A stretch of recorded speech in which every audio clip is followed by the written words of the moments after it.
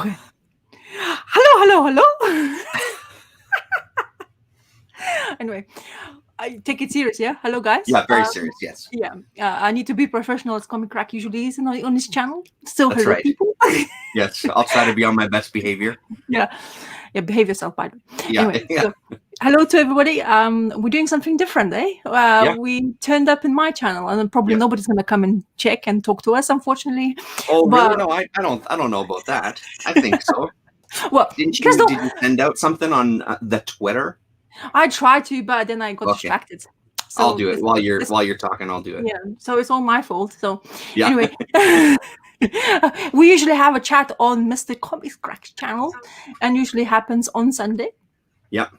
As well. So we're on schedule. Just I have to go to my channel if you're aware of me generally. I have made a video before, so just to make sure I'm here. I haven't been away.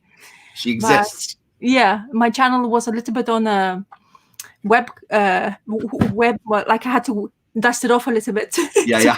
Block the cobwebs. Yeah. My cobwebs like pew, go away. I'm here. So yeah, maybe this is the beginning of me doing more videos. Yeah. No, that would be awesome. I mean, honestly, it's nice to kind of hand over the reins for a week. You know what I mean? Just to yeah. Well, I'm glad to take that that responsibility. And what we usually do, me and Mr. ComicKkrakK, is that we just chat. We mostly chat about comics, well, big books, absolutely, or tiny books, like this one. Oh, yeah, nice. Is that the new one? Yes, that's the one I was talking about. I really wanted to get it back, and then I had 2 issues, which you see, I'm sweet, yeah. I'm saving on paper. I'm trying to. I'm putting in both sides. Yeah, actually that's right. You were saying so much space. By doing that, and it seems to be comic books are in good shape. Yeah, well, that's good. Yeah, if I want to make it a big buck, but so yeah, we usually tell what we read or read, and but I'm gonna put reins back to you, Mister, and you tell us what you're doing, how you are. I'm good. I mean, I've been reading a boatload. Like one of the things, Chaos and Comics kind of. I'd seen this tag, this hashtag last year as well too. But Chaos and Comics was doing this. My 500 comic goal, I think, is the hashtag for the year. Whoa. So the idea is that you just track the books that you're reading, and you try to get to 500 books in a year. So I think that kind of helped kickstart my year. Plus, I had a lot of really good stuff to read. Like I've been reading multiple books a day, kind of thing. So I think I'm up to 20 something books that I've read already. So I mean, I've read a boatload of stuff. I was just sitting and, because these pop up every once in a while in town here on our Facebook groups, like $1. I think this one was $2, so for like $1 or $2, I just pick up these every once in a while. Just because they're so much fun to kind of flip through. But I mean, some of the stuff, like, I don't even know where to start. It's been crazy good. Did you read this? Maybe let's start here. Did you get this? Did you read this? No, you didn't. I didn't. I was already thinking to get it, but then this jump. Exactly. Completely. That's like my focus for the week. It was kind of. Yeah. No, totally. It's good. Like. Did you read it all? I just read it last night. I won't do any spoilers or anything. You can probably. As I was reading it, it read really like a like kind of like the old pulp books and stuff, and a series of books. And at the end, Brubaker talks exactly about that. He's like, the idea behind this came to me. My dad. I have vivid memories of my dad sitting and reading these great pulp crime novels and stuff, amongst a ton of other things. But he said those pulp novels really got my interest with their covers and stuff. So this is what we want to do. We're going to do 3 books with Reckless. Instead of publishing comics and then putting them out in a collection, this is a new thing that we just decided we want to do. And I mean, honestly, I say go for it. The only, like, the binding on the other books from Image have been great. This one was super tight, like really, really tight, difficult to open page. So I had to kind of crack open every single page to get it to open up. It was good. Honestly, Sean Phillips has done better. Oh, really? To be totally blunt. Yeah, I wasn't. How do I put you in the big screen? I think you just hover over my image down there on the bottom left, and then I think there should be an option, or it just pops up. I'm just so used to doing it, I don't remember exactly what pops up. Oh, there you go. Did I do you got it there. Yeah, you did it. Okay. It's just, I don't know, man. It's a little rough. Like the main character, Reckless, he's kind of like a bounty, not a bounty hunter, really. He's, he's kind of like, I don't know, man. He has a 1-800 number. If you have problems, you call the 1-800 number, and he'll do whatever it is that you want. He'll try to do whatever job it is just to make some cash on the side. Not quite like the Equalizer, but that type of thing. And then there was all of a sudden parts that looked really, really nice, and the coloring was really nice. I found the art wasn't consistent, and his art is something that I enjoy most of the time. But I don't know what it was in this one, if it was a rush or I can't really put my finger on it. It just didn't blow me away. Is his son still coloring it, or is it just doing it? Yeah, I believe so. Let's just double. Yeah, colors by Jacob Phillips. Yeah. Okay. Yeah. So I mean, it's the story itself was pretty good. It was a classic kind of Brubaker Phillips. I wouldn't say it's my favorite thing that he's ever written, but I enjoyed it, and I mean, I'm really looking forward to what comes next. They give you kind of a teaser of the next cover here. So they give you, that's going to be the next one there, Friend of the Devil, which looks great, and it really does look like those old pulp novels as well too. But honestly, like I wasn't blown away by it. I did enjoy it though, because I know you were saying that you've heard some not the best reviews of it, I think is what you were saying. It had its moments that I thought were really great, but I can see how people would put this a bit lower in the ranking as far as like Brubaker and Phillips stuff. But I have to say though, I love the idea of doing these hardcovers. Honestly, I mean, those other ones that they've done, I think it's a great idea, and I don't really know why people haven't done it before. I think it's a fantastic format. You get one full story, and I mean, it must be great to be at that part of your career where you can kind of decide what you want to do, and have such an open deal like they have. So that was that. Well, I want to have a question now, because they advertise it as like it's like a free stories. Yes, it's going to be 3 stories. Yep. There you go. I'm going to just appear that. Asking you a question.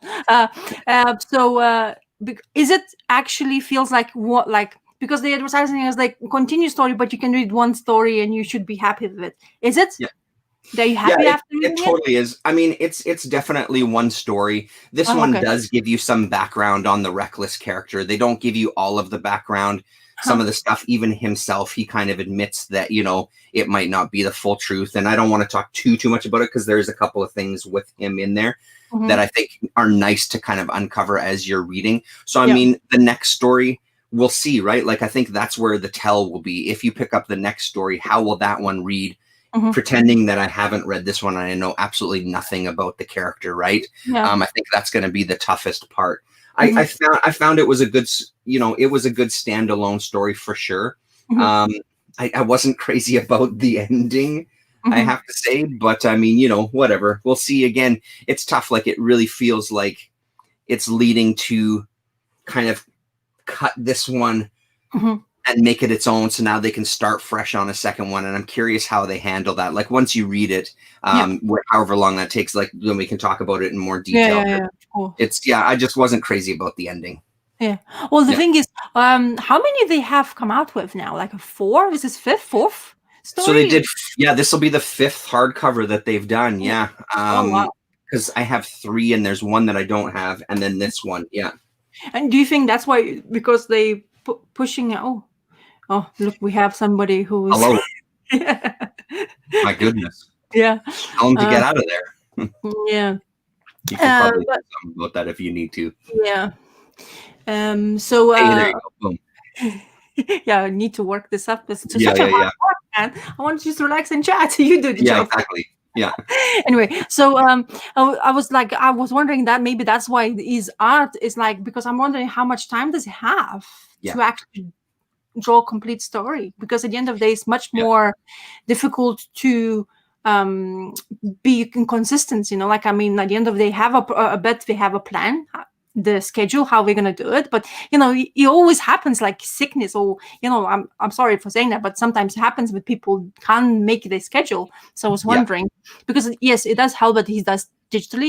It does also help that he has a son who does his colors. I was wondering if that's gonna be something that will delay the stuff coming out. But well, I mean, he also is a freelance illustrator as well, too, right? So I mean, he does stuff for a bunch of other people. So I don't know what his schedule is like, but it definitely felt rushed when I was reading it again, because some of the panels I just didn't feel like they worked, and I don't know if that was because I was just in an overly critical kind of mode, or you know, or if it was just that the story didn't kind of absorb me, kind of like some of their other stuff does, you know, or maybe it's just a little bit of Sean Phillips fatigue. I mean, honestly, I've seen his art now so often over so many years that maybe there's just a little bit of a fatigue with myself as far as that style goes, you know. I can't really pinpoint it, but yeah, I mean, I'm definitely on board, because I think, like both of us have said, they're just such good creators that I'm going to grab whatever they have. You know what I mean? I'm absolutely going to pick up the next ones when they come out.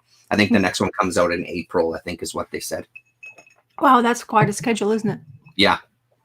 But yeah, I've not picked up one, and I'm surprised I haven't. But I always get distracted by whatever I'm doing else, kind of thing. It never grabbed me to the point where saying like, oh, I have to grab it now. But the thing is, I've noticed that they books are getting pricier where I'm, like in UK. Before it used to be like quite cheapish, especially like that week of coming out. But suddenly the prices just goes up a bit higher, you know what I mean? So maybe it's because they're getting popular, which is great for them. I would be like really happy. But I've noticed also, I think I mentioned that on Twitter a couple of times. You know, in America, they get like this comic book gets released, and they get Hoopla service, and they get it for free. How do they make money? Yeah, I'm not even sure. I got no idea. I mean, North America, it's your business at the end of the day. Still, we are just like crumbles, you know, like you get a couple of us coming up there and buying this comic books. But it's like, how do you make money? But anyway, just maybe for another conversation. So I mean, so these ones. So this is the Bad Weekend one, and then there's the, you know, not quite double the thickness. So Bad Weekend has a $16.99 US price tag on it. And then Reckless has $24.99, but I imagine this just because it's a thicker book, right? Yeah, it's a bigger story. But honestly, like if you don't have any of them, I would say the best one to start on, and it's been my favorite so far, is that Pulp.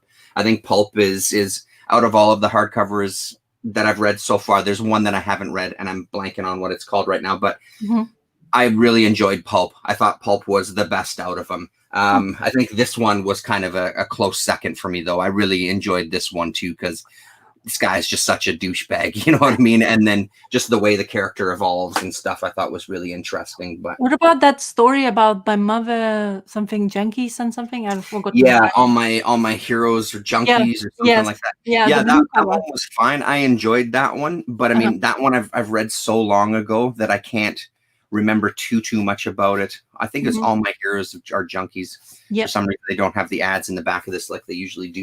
But yeah, I remember liking that one. But honestly, Pulp was my favorite.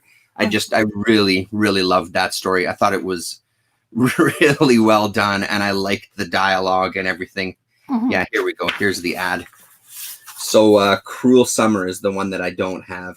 And then there's the other ones there. Yeah. I definitely wanted Pulp, because I was just disappointed that it wasn't a Western, as it was in the blasted on the cover of the book. Yeah. Well, it's interesting though. Like when you read it, I'd be curious to hear what you think after you've read it. I really dug it. Yeah, I probably will have to. Anyway, so what else did you read? Did you read more? Oh my God, so much. Yeah. Go on. I talked about it in my video, but boy, oh boy. Oh, Toppy. Did I love this? This was such a good read. Is this one of your Christmas presents? That's right.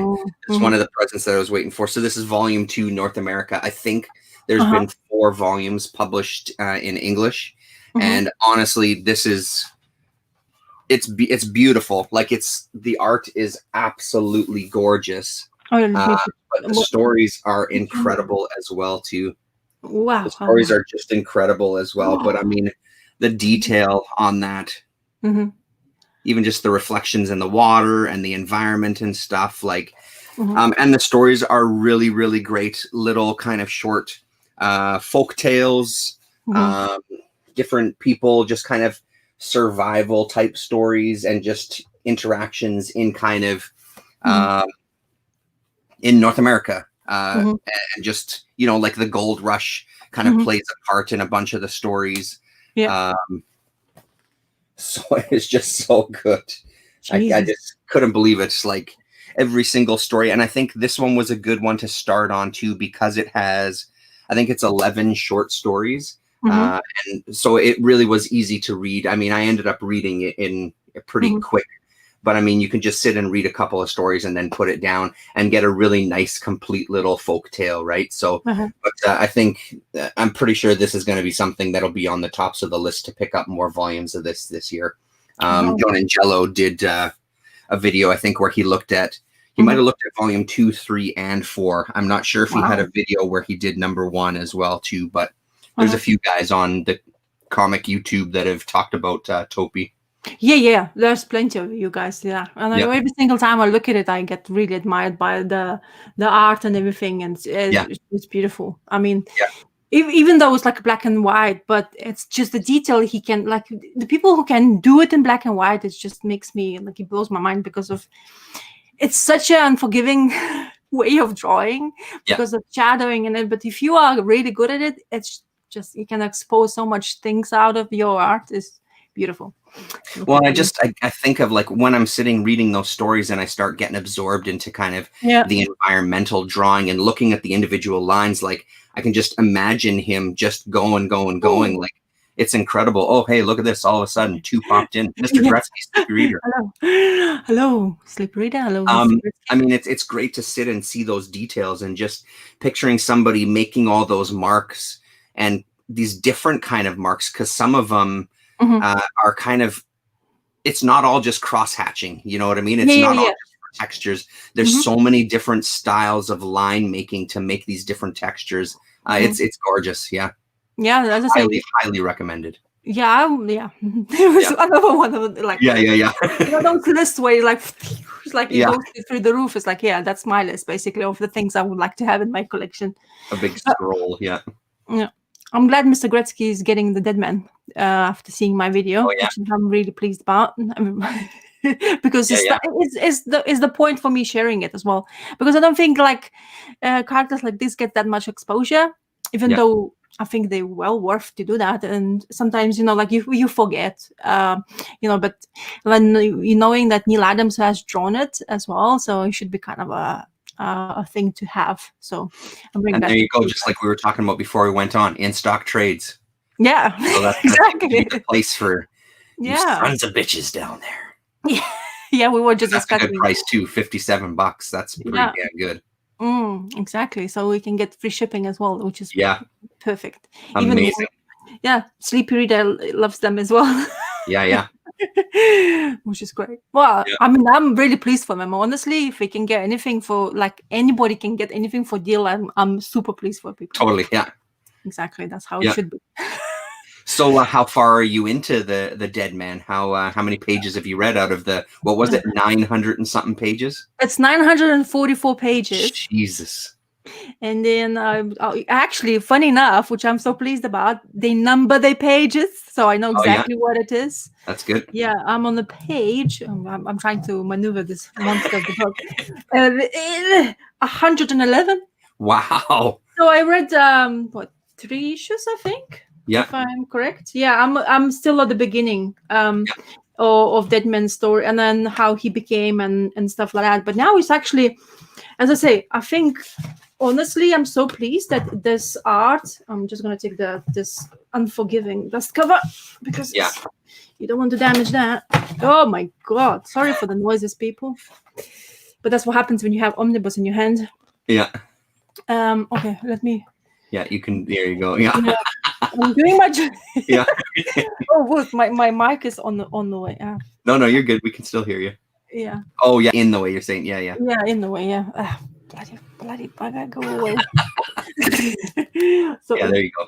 there you go. So this is I'm on this page, Okay. and Deadman is on the hunt for his killer. Yes. And he's a trapeze artist, if you guys wasn't aware of that, but who had an accident because he got shot while he was doing an act in circus. And again, that entity, Rushna something, made him into what Deadman is all about now. Yeah. A being who can be jumping into people, from people to people, taking over their bodies, and afterwards, when he leaves, they don't remember anything. Yeah. Boston Brand, right? That's his. Yeah, Boston Brand is his actual name.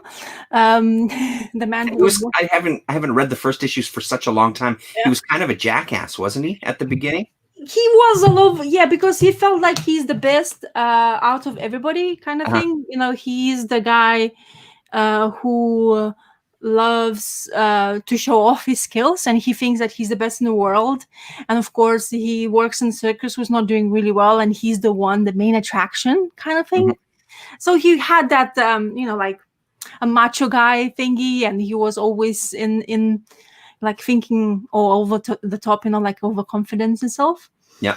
And then now, because of what happened to him, he's trying to look for his killer. And now it's like past 3 or 4 issues, and he's still looking for it. Basically, we're going through the kind of almost like kind of list who he thinks he can be. And then he's going through that, gets situations, and gets distracted, of course, because it's a storytelling. You have to tell a story. You can't just find the killer. You have to ease up in the storyline. So, but yeah, as I say, I'm very pleased because it's the art is not horrible. Yeah. And coloring, of course, is not as bad. And the story so far is as entertaining as I was hoping to be. Because it's an action thing, when he takes over the body, what happens to the people, like completely. You're not aware that he's inside it, and he does good deeds now. He's basically realizing what a dickhead he was. Yeah. Of course, when everything is over, you're like, oh fuck, what did I do? Do you know what I mean? Yeah. So yeah, did Neil Adams write some of the issues? Yes, he did actually. There was things happened in DCU editorial. So the first guy, I'm sorry, like. It's a continuation from the ComicKkrak's video.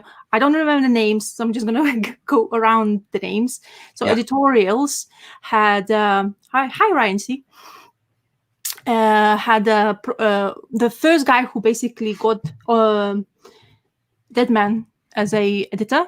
He decided to get the writer and the artist to create a character. They created a character, but the editor died after the first issue.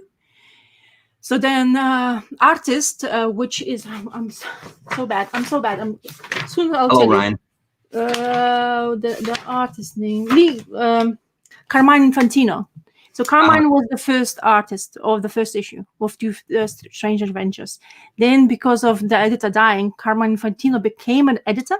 Oh yeah. So they had to give a reins to somebody else. So Neil Adams gets a drawing to do the drawings.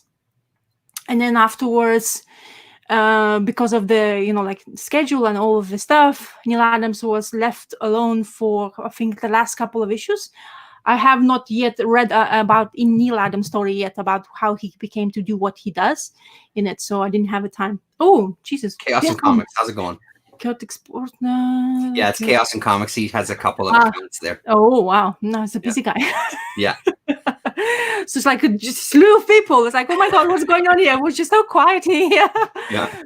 I'm thankful for you coming in this channel now. So checking us out here. So is there so at the beginning, does it talk about the coloring for this one? Like what did they, because I know that something we've talked about before, like Neil Adams recoloring his own work for some of these collections and stuff. So do they talk about that at all at the beginning? Because I was surprised. Like I was really skeptical about what the coloring was going to be like. And I honestly, like, I was hoping that it wouldn't be absolute crap, but it looks a lot better than I thought, which was a really nice surprise. Like watching your video, opening it up, it actually looks pretty good. I was nice. It was a nice thing to see. I guess, hey, Jackie, I guess it's what it is that don't put too much expectations, but there's nothing written here why they Okay. how they color it and how they publish it. The Yeah. information so far what I've read in a couple of pages was you got the introduction from the first creator, how Deadman became, and then basically apparently he wanted to create a character which basically wanted something out of the norm. He wanted something different, and of course, because then they chose the name. The first editor was saying, "Nope, no Deadman, not in DC universe." But apparently, Karma Infantino was like saying to the writer, "Go on, just do it, just fight for it. It's gonna happen." So Yeah. he was like, "I want to convince you, the editor," and he basically convinced him to keep Deadman. And from that point onwards, they kept him. And Karma Infantino created him the way he looks. And he was like telling you, he drew in a piece of paper saying how I wanted to look like. And he's like, no, you need a bit more like a grim face and stuff like that. He wanted to look like a dead man. Yeah. And then it's like, oh, you drew too perfect of a nose. He needs to be like a boxer, like weathered, like you can't just have a trapeze artist and he's dead and look perfect like a supermodel kind of thing. Yeah. So they broke the nose, like they say just like that in story, which is fun. That's why sometimes it's really fun getting collected issue, because that information you don't get. I mean, you can scour the web and you try to get hold of, but then they do collect that in the whole thing. You get that small ticket information. There's another information here, like about there's an essay of how Neil Adams became to be an artist, which I haven't read yet, unfortunately. But when I'll tell you for sure what he felt about the character. Yeah, so cool. It would be interesting to see what he felt, Yeah.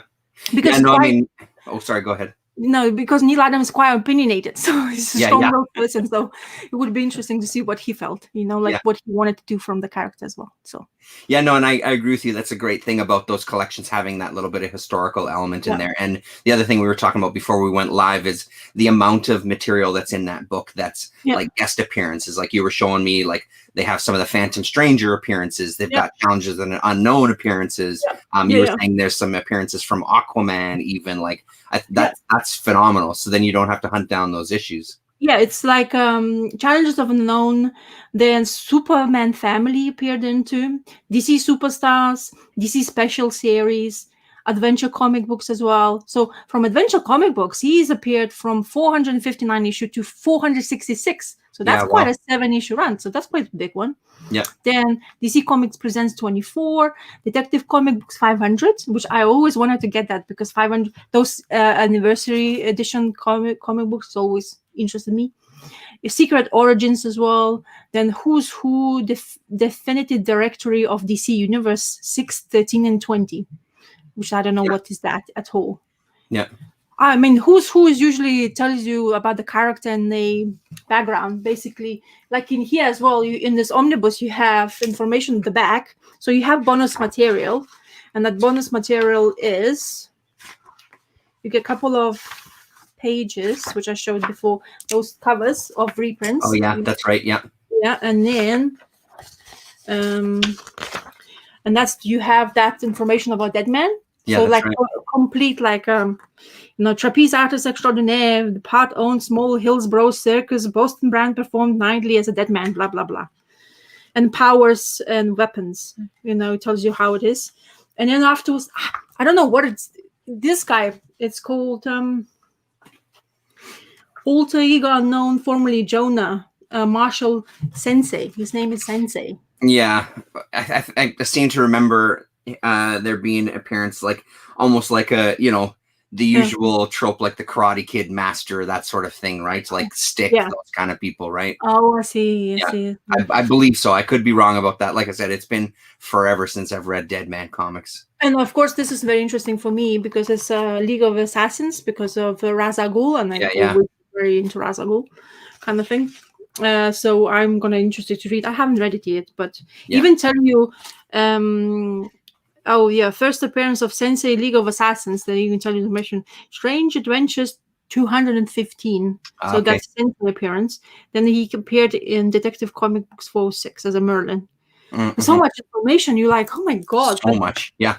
But this is good. This is actually very good. That's the whole point of me getting this, to get that information, in this. And the best part of it, that it has a purple cover. Yeah.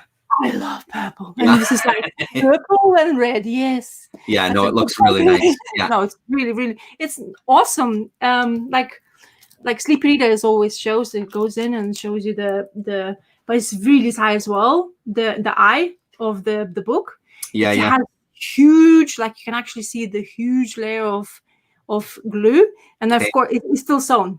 But so Yeah. it's glue and sewn, so that's why it's so tight. But as you Yeah. can see, it's lays quite flat. Do you know what I mean? Mhm. It doesn't. The eye doesn't open up that much, but the pages. I guess I flip through so many times, it actually works. Yeah, that's good. Yeah, yeah. But yeah, I'm glad, that kind of thing, because at the end of the day, they say if it's too overly tight, pages can drop off Yeah. of the big books like that. So, I just wanted to. Ryan is bringing up a couple of things here. The worst recolors he's seen lately are Dave Stewart's on Hard Boiled, which I haven't seen. That's crazy. And then Steve Olaf's on Absolute Swamp Thing. Like, yeah, and that's the thing that goes through my mind. I've only seen it in video. I haven't seen it in person. But I really, really dislike the color, the recoloring in the Absolute Swamp Thing, because I really wanted that book. I was going to buy it, but it's just absolutely horrible. And I'll have to look online to see about the Dave Stewart. And that surprises me that he would shit the bed so hard on Hard Boiled. That's a real shock. Yeah, the hard boil I've seen actually from people. You have, eh? Okay. Yeah, then I didn't like. I mean, completely different sense of it. If you have the originals, the mood is even changed for me. Okay. It was Yeah. more gritty kind of thing. Maybe we were looking for. I didn't like it. Yeah, yeah. How do you get out of the comment highlight? Just click it again, same comment, and it'll disappear. I can't see it though. I'll put somebody Well, else. and that's the thing, Ryan. Like, I have the original graphic novels, and I've got a couple of the issues, like very, very few of the actual issues. And even in the graphic novels, like the coloring is such a part of that story to me with Swamp Thing that I don't know, man. I just find it, and especially when it's not the artist, and that's what I was getting at with Neil Adams, because I had heard, again, not my personal experience, just what I've heard a couple of people say, that there's this idea out there that, it's great that they get Neil Adams recoloring his own work, but for God's sakes, keep him away from it, because apparently there was people that weren't happy with it.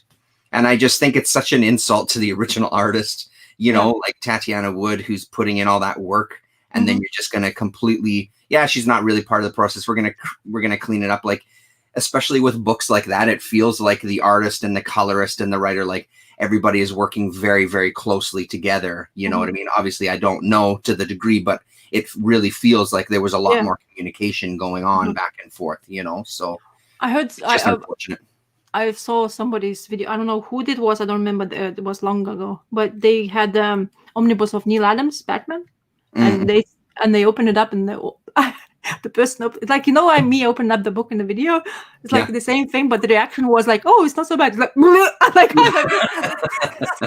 what? But it was so bad. I mean, because what happens when with new paper, I don't know what they do, how they make it better looking. I don't know the process, but it felt like the black was such a strong one. Like the outlines, it felt like they expanded it so much and put splashed color on top of it, and you can't recognize it if actually the guy is the artist. I see. Oh wow. So so DC doesn't have very good track on that kind of sense, apparently. But like I'm so pleased that I've one dip into DC comic books omnibuses. It just makes you wonder, like, if you're that size of a company, you're not doing any test printings, because I mean, like you're saying, like the paper is going to make a difference, how you color it is going, like, you're not doing like, hey, let's run one off and just have a look here to see how it goes. Like, I'm sure that they're at a point right now that they got to be doing that. Like, and then who is okaying it? But I think it's maybe too much of a bog hole to get down into, because I mean, I imagine there's a lot of factors, timeline, money, et cetera, et cetera. Like, I'm sure there's a lot of financial factors where it's like, we don't have time to kind of do that. We need to get it out because we have money riding on this for a certain time of year, blah, blah, blah. Probably things that I'm just completely unaware of, but. Okay. So, yeah. Yeah. That's unfortunate. The Swamp Thing recoloring in volume 2 got more egregious. Really, hey, Damien? That's crazy. I can't even believe it, because first one was pretty fucking bad. Yeah, the thing is, I've seen some people as well saying like they have like those reprints used to be the early editions of the reprints. They were using the newspaper thing, the paper, Mhm. Yeah. and all of the people who owns those collections, you're never gonna see it online to be sold because Mhm. that's basically almost you have the comic book laid in. You know, Yeah. those people sometimes go to the they bind their own books kind of Yeah. thing. They give to the printers, they bind those single comic books and makes you into the omnibus, Mhm. which is actually quite nice idea, to be honest. If you know for sure you're not gonna get rid of it, it's a gem thing, and you're not afraid to like destroy a comic book to make it a Yeah. Yeah. book. Do you know what I Yeah. mean? Because many people are really Yeah. worried about that stuff. So yeah, it's a great idea. I think it's a great idea too. That 70s comics, the underground comics guy on Twitter, he's done that with some of the undergrounds, I think. Yeah. And just seeing like the spine that you can get, like I think it custom looks super spine. sharp. I think it's a great idea. Yeah. And there's a lot of people I've seen on YouTube as well who has that like custom bindings, and they look stunning, to be honest. Like, look, people, take an example, like, but thinking about the big companies like that, who probably don't have such a good part of the editorial for that, like reprints probably in DC or something like that, because at the end of the day, it's one group who decides what to reprint, isn't it? And they okay it. In my opinion, that's what I'm thinking it is. It's the same what Marvel has. They have their own part of the saying of Marvel, saying you in charge of reprints and stuff like that. But that, like, I don't know. Sometimes it feels like it's always a story with DC. Yeah. Not so much about Marvel. So well, and I think it's also that just age old commentary of you're dealing with a big corporation. Like they don't really give a shit. They just want to get the book out there. They just want to sell a bunch of units. They don't really ultimately give two shits about it, right? Which then it's really tough if you're someone who wants to do the best at it, right? So yeah, I mean, it would be good to see that one in person, that Dead Man. I'd love to lay it out side by side just to kind of get a look at it, So just come through. Yeah, exactly. Yeah. Okay, yeah. All right, I'll be right there. To open it up. Hey, Yeah. Oh, hello. Nice. It would be refreshing, isn't it? Yeah, Or that would be insane. those fantasy videos where it's just pull you from the bloody screen. Right through the screen. Yeah. Plop you here. Boom. To come. Hello. You were mentioning it, and just one thing that I did forget to mention about this. The only one of the did we? Yeah, we did. Yes. Yeah. One of the issues that we had was I'm starting to blank on like what we talked about before we went live. And the binding on this one, it was super tight. I had to struggle every single page and really like force it open to get a read at it.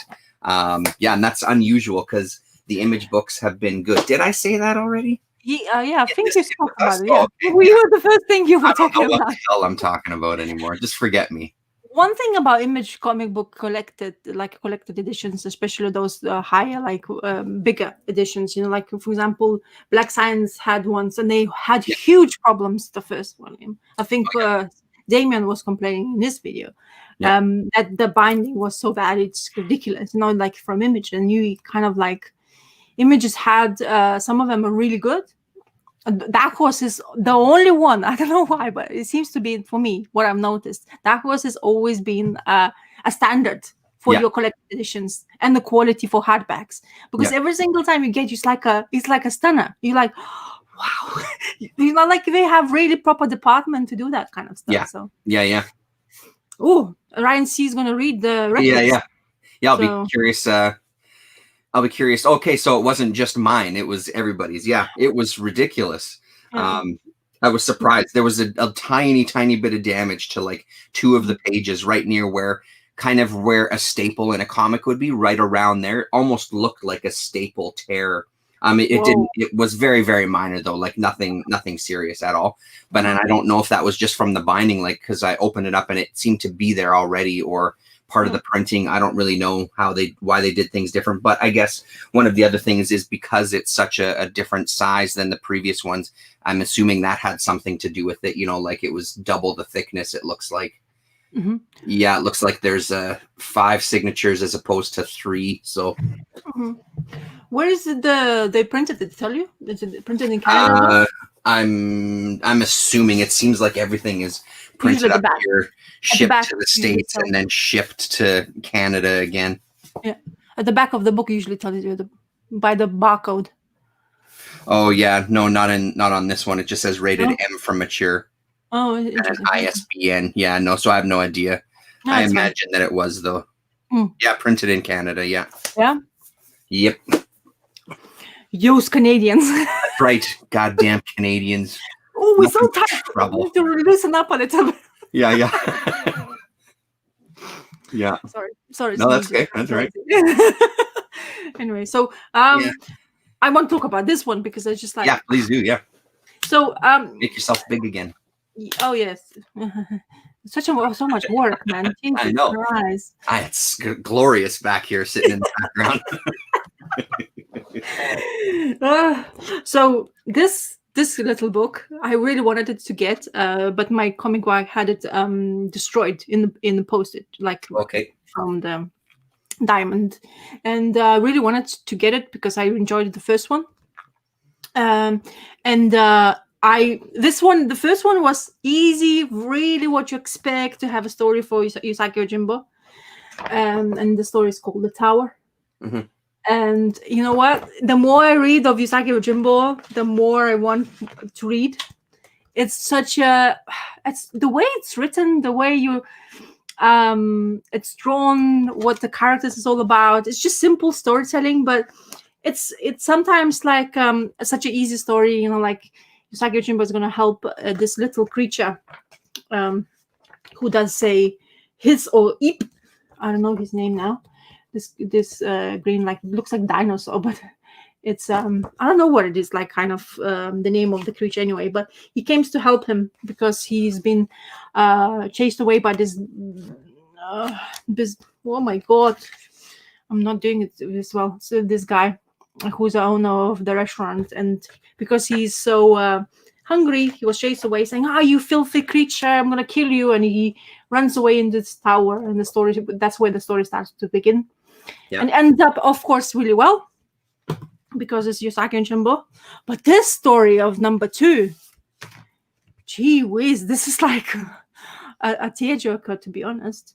I was I was reading while I was making my son sleep. And it was like, I wasn't reading into him because I start reading into him and he gets like distracted by my voice. So I like shut up and just sit there and read my comic books. This is the perfect time to read comic books, by the way, if you have children, especially the 2-year-olds who are still napping in daytime. So anyway, I started reading it. I was like, oh, such a good story. So Usagi Yojimbo meets this old lady while he's going on this path to whatever he wants to go. And then he meets this lady and she offers him food. And that's where the story starts. And it's called The Mother's Love. And then basically Usagi offers to take her and carry her because she's an old lady, like carry her to her city or town. And this animosity towards her in the town. And Usagi Yojimbo's like, what's going on here?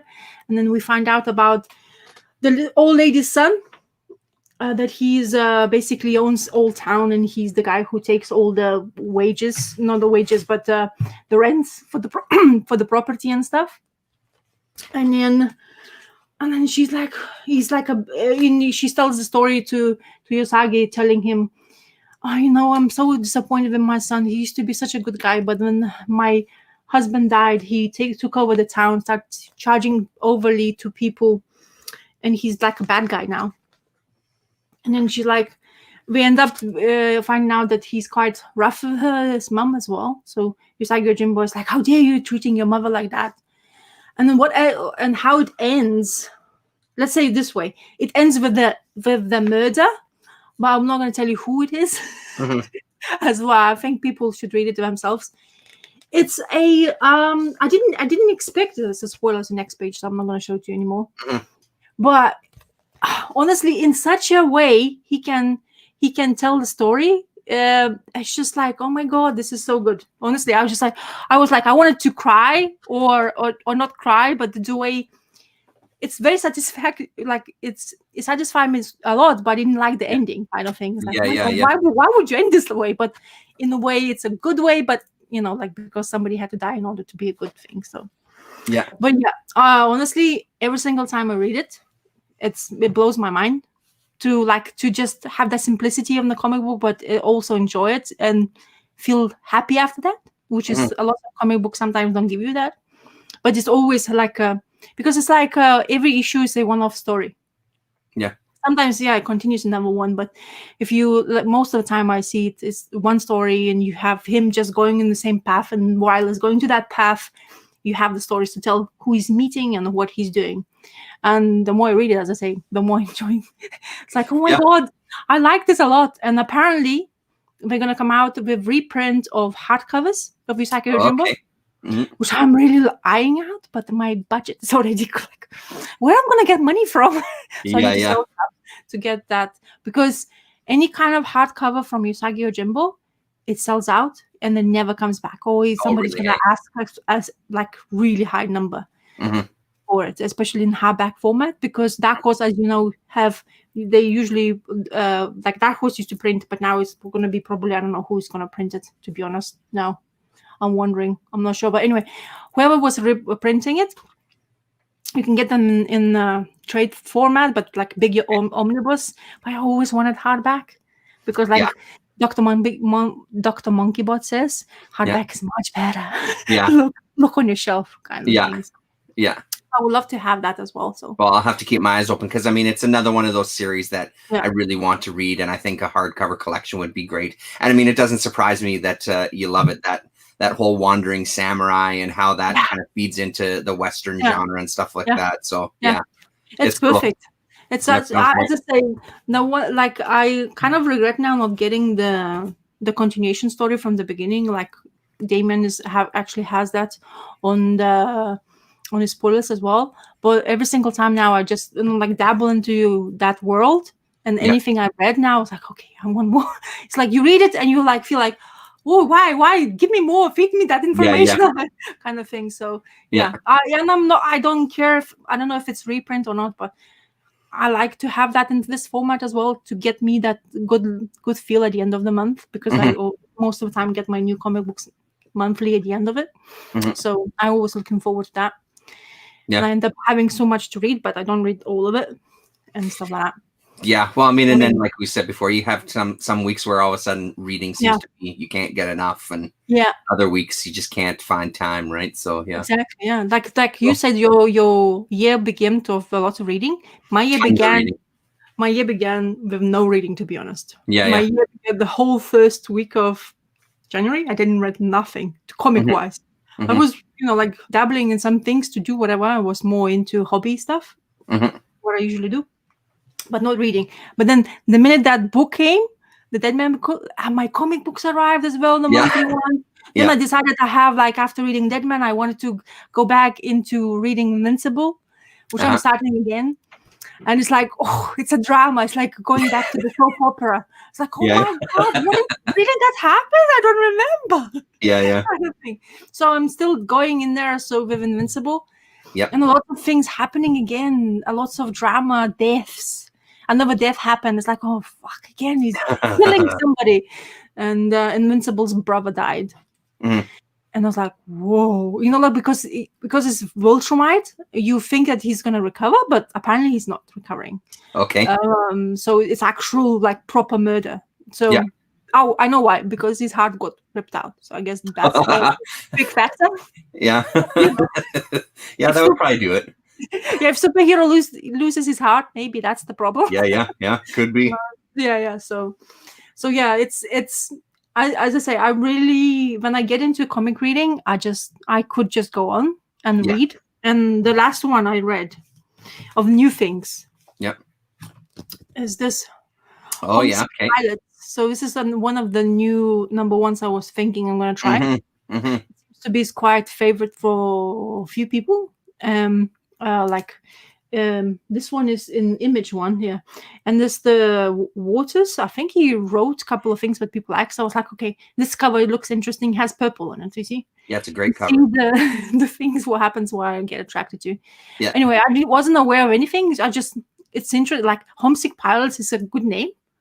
It's apparently a band name, but a whole story it surrounds by this house. Which is abandoned, and teenagers who have the bands, they're looking for places to have a concert in, like the more sick places, how they call the new kids call. the better, like the more, you want to show that you want to put the show on. Yeah. And there's the two rivalries between homesick pilots and look at me names. Yeah. I don't have it plastered in front of me. I don't know what I'm talking about. Yeah, exactly. What is the name? Oh, bloody hell. No, I can't find it, of course. What do the interiors look like? Do they look, is it the same artist as the cover? Yes, it looks like. Fuck, I can't see. I can't see. So I'm just gonna put myself in big screen, and I'm gonna show you the insides of this lovely comic. So that's how the story starts. Mm-hmm. With this house in the frame, of course, as a main thing, and then you have things happening around it, and you have this female, this female. She's more the homesick pilot's singer, and then you have other two guys, which is in here. So that's whole band, and they're looking at the band. What is they called? Oh, the band's name is Last Nuclear Bastards. Mm-hmm. Okay, that's the band name anyway. So they're looking for the band, and they are in closed bowling alley. So private property, and we made a concert. Like teenagers get to head to the bands and stuff like that, and try to make the bands just in sick places. And they're starting to wonder how we're gonna top that off because like rivalries and stuff. Mm-hmm.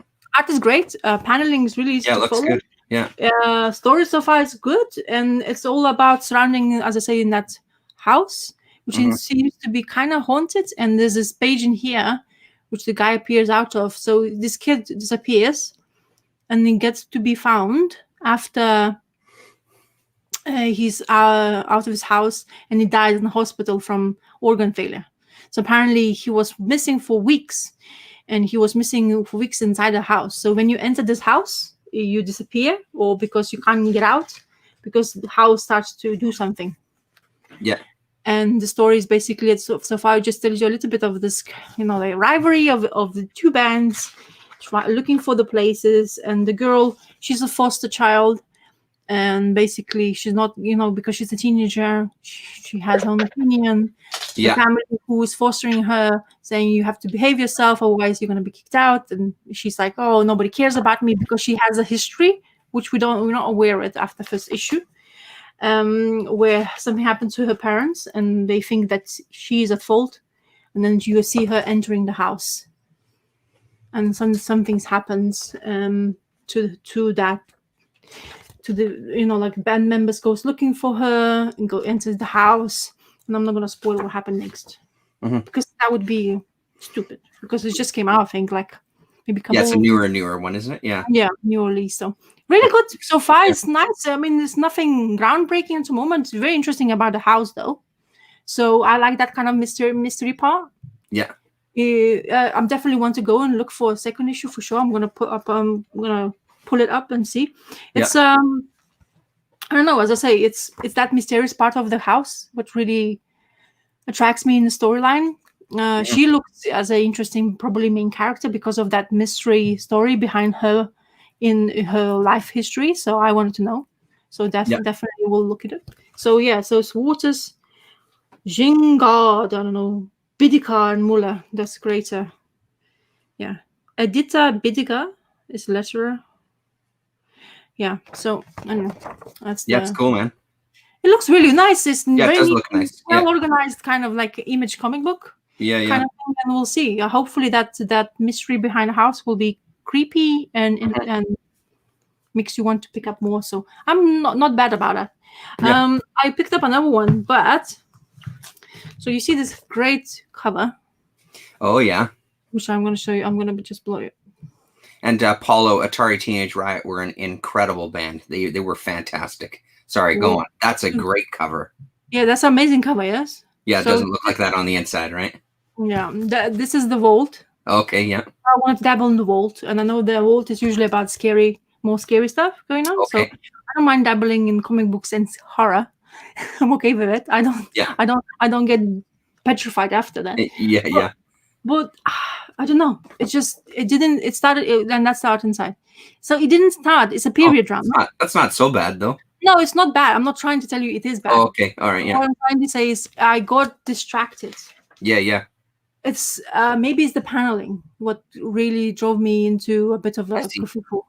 It's just the way I was following. My eyes wasn't following maybe correctly. Sometimes I was reading, and I was like, I got a bit like, you know, they can get distracted. Yep. And that's not a very good start for me from the comic books. So I have not finished it yet. Because I got distracted by Deadman more.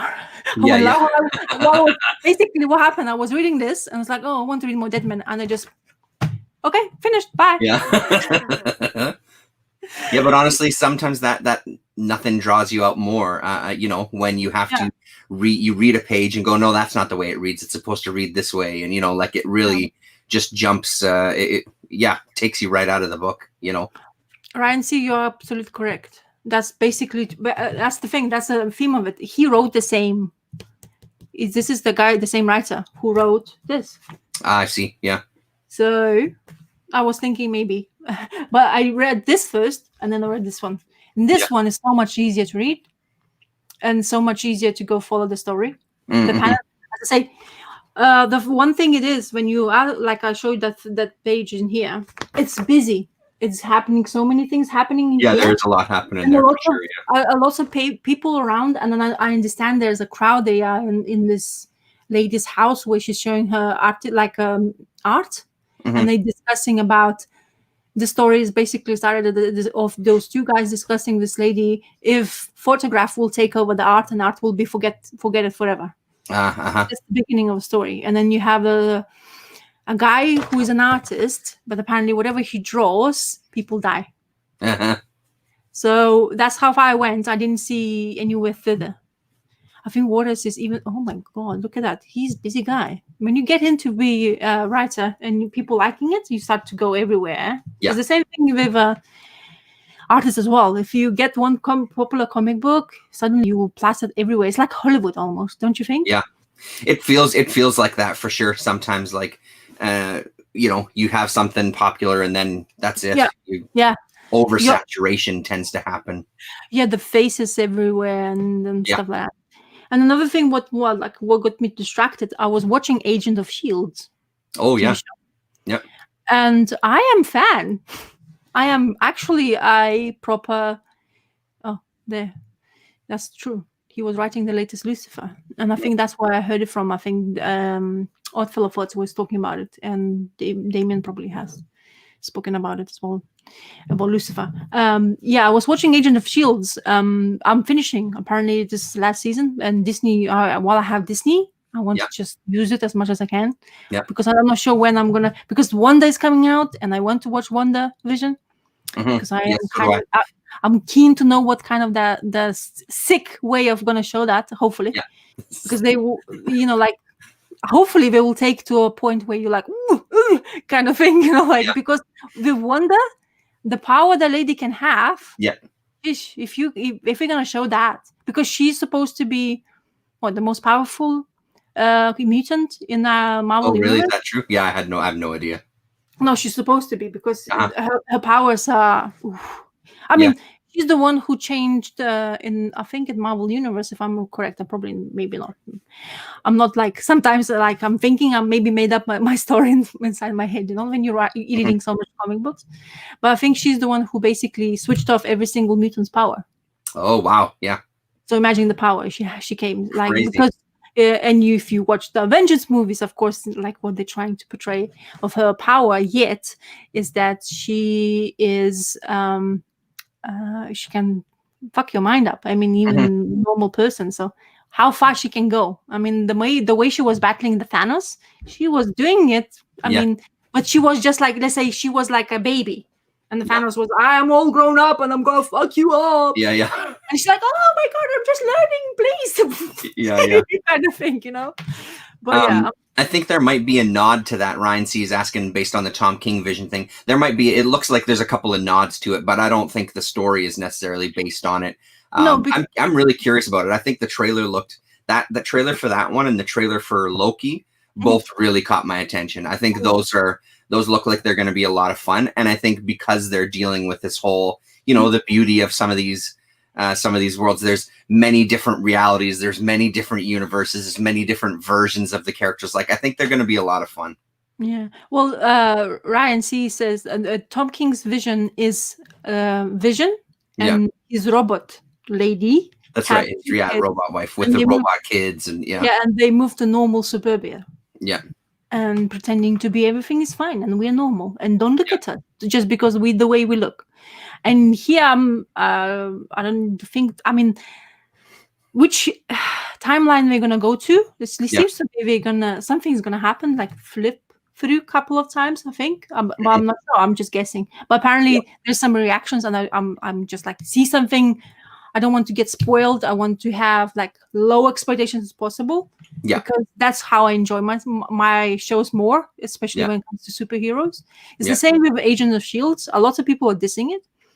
But really, hey? Yeah, interesting. Yeah, at the beginning seasons wasn't great. I mean, they were just kicking in to do the stuff. But if you have read anything of S.H.I.E.L.D.'s involvement, if you like that kind of base of like, you have Coulson who's in charge, and then you have other guys who you don't know anything about, like those B teams, C teams come together and they just do this stuff. And is it Joss Whedon that did them all, or did he just do a couple of seasons? All of them. Joss Whedon, and I think does he have a brother or somebody who is? I have no idea. Anyway, so he's still writer and director and all that stuff. So they on season 7, which is the last one. But in UK you don't see them all of it. Apparently, they just give you once a week, I think, as far as I know. I hope it is, because I know there's more episodes left, and I'm like, I want to know what's gonna happen. Yeah. Because they they go from baddie to the baddie. Like that's how you go. It's a superhero story. You can't just go and relax and go in the beach and have cocktails. That's not gonna happen. No. Colson tried to do that, and he was killed next time. Right? You're dead now. You went to the beach, you die. Vacation is for dead people. Ryan, honestly, give it a read, man. I really liked it. I'm not the biggest Tom King fan. I really liked that Vision story. I thought it was great. Because again, like something that I end up saying fairly often is I like it when they allow somebody to do something that's, I don't know where it sits in continuity. I don't particularly give a shit, but I like the idea of taking these characters and letting somebody do something a little bit different. I enjoyed it. Let's say this way, my opinion. This is the only thing from Tom King I actually read from first issue, and I finished it. Oh, really? Hey, okay. I felt that was well done. It's like I read in trade format, and I went through it quickly. I wanted to know exactly what's happening, and it went really nicely. Had creepy vibe to it, because of course you should be. You don't have robots living in your suburbia. You won't be crazy around it as a neighbor. You're like, oh my god, what the hell is that? Kind of thing, So I heard a lot of people saying about Sheriff of Babylon, and I think Sleepy Reader I never read and Sergeant America has read it as well, and they loved it. So I started reading it actually. I remember picking up from library, but it didn't give me going forward kind of thing. Like I lost that momentum. But that's what happens with Tom King's writing so far. I felt for me, it's just my own opinion. I just don't. Vision for me felt like he had a good he executed that idea, he had finished reading it and stuff like that, and it's done. And then some other things I was reading is just didn't feel like he had that execution, or was not led to be doing that execution. Actually, I think Paulo sums it up pretty good there. After you read Vision, never read anything by Tom King ever again. Actually, his Green Lantern maxi series of 12 issues with Kyle Rayner, I didn't mind it. That's that's the number one. And I also, like Brian C. said, I was reading Mr. Miracle, but I got confused. I have the same feeling as Damien had. I was like, what? As I say, he went for the story, but it just didn't feel like he rounded up properly. He didn't know how to finish it properly, kind of felt. But with many comic book stories like we read, sometimes we don't feel like, we have high expectations, and sometimes we just don't, it doesn't get fulfilled. most of the time because like what you expect it to be and stuff like that. So. Mm-hmm. He's ex-CIA, so he's playing too many angles at the same time. Can't get his story straight. Yeah. So oh wow! Hey, Mr. Miracle is just Mulholland Drive in reverse with superheroes. Wowzers! Yeah, and he saw an ending coming from issue 1. There you go. Mm-hmm. So I said it's very different for people when they do their own work or they work for DC or for Marvel. That's right. There's no X. Yeah. Yeah.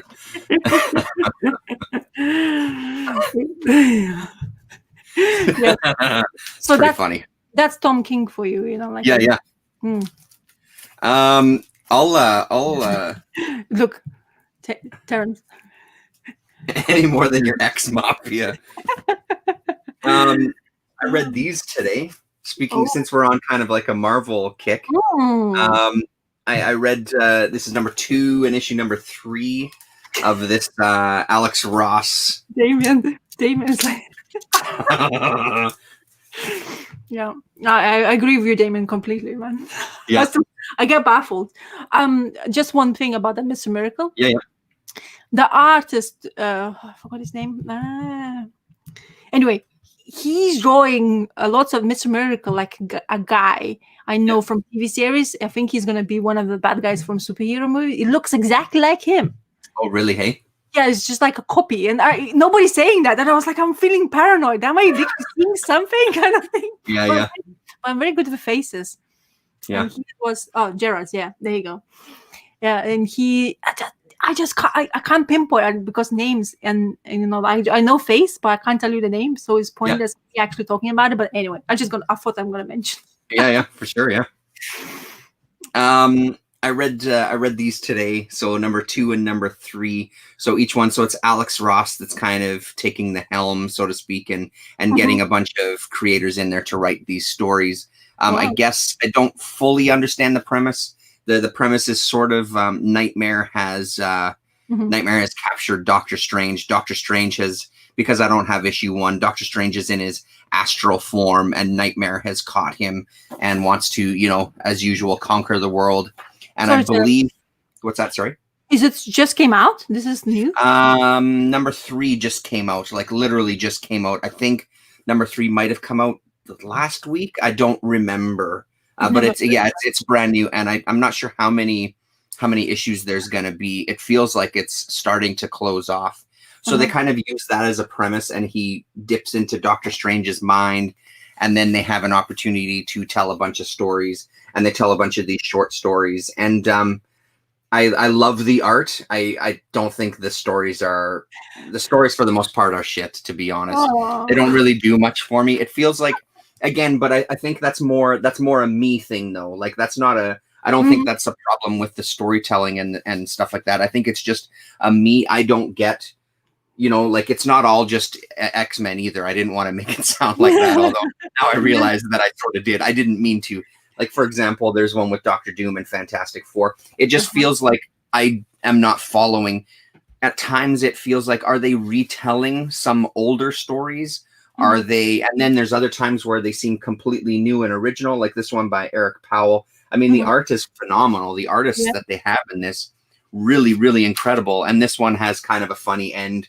Dr. Doom ends up stealing the Thing's cannoli, and that's kind of how the story ends. And it completely makes sense for Eric Powell to be drawing a Thing story. And then there's this one by Paulo Rivera, a Vision story, and that was a really nice little story. But again, it wasn't anything that blew me away. Again, it's the art in all of these. The art is just really stunning stuff. So, I mean, look at these pages here, right? Like, so I'm with it. Like I said, I don't know how many issues it's going. I wanted to show you number 3 here, but I put it on my pull list, and I'm going for it. Paulo Rivera has YouTube channel. He does. He does. Yeah, and he shows his art and like actually draws it, and he does some short videos. He actually does live videos while he's drawing it. Yeah, like commissions and stuff, which is actually quite interesting to look at because he says he's gouache, but it looks like he's more than like gouache watercolor type of the art he does, and it's very realistic. And apparently he learned everything from his dad, who's an artist as well. So Cool. Yeah, it's really interesting to get into the artist's brain, like Yeah, no, for sure it is. Well, and it's good that a bunch of them are doing more like YouTube channels and having more conversations with people. It's nice to see behind the curtain a bit. He's been doing that videos for a while now. For a little while. Okay, yeah.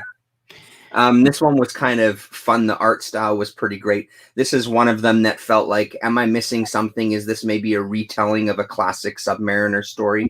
But I enjoyed the art in this one as well, too. A little more kind of cartoony, I should say. Here we go.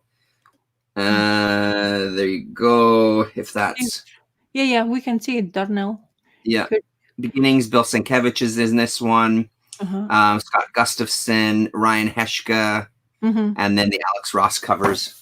So what's the premise behind this release? What? It's kind of like it's almost like a House of Mystery-ish type of thing. Like the Nightmare and Doctor Strange story seems to just be an excuse to throw in a bunch of stories as supposedly Nightmare is taking over or sucking these memories out of Doctor Strange. The Sienkiewicz one is pretty fun with the Watcher.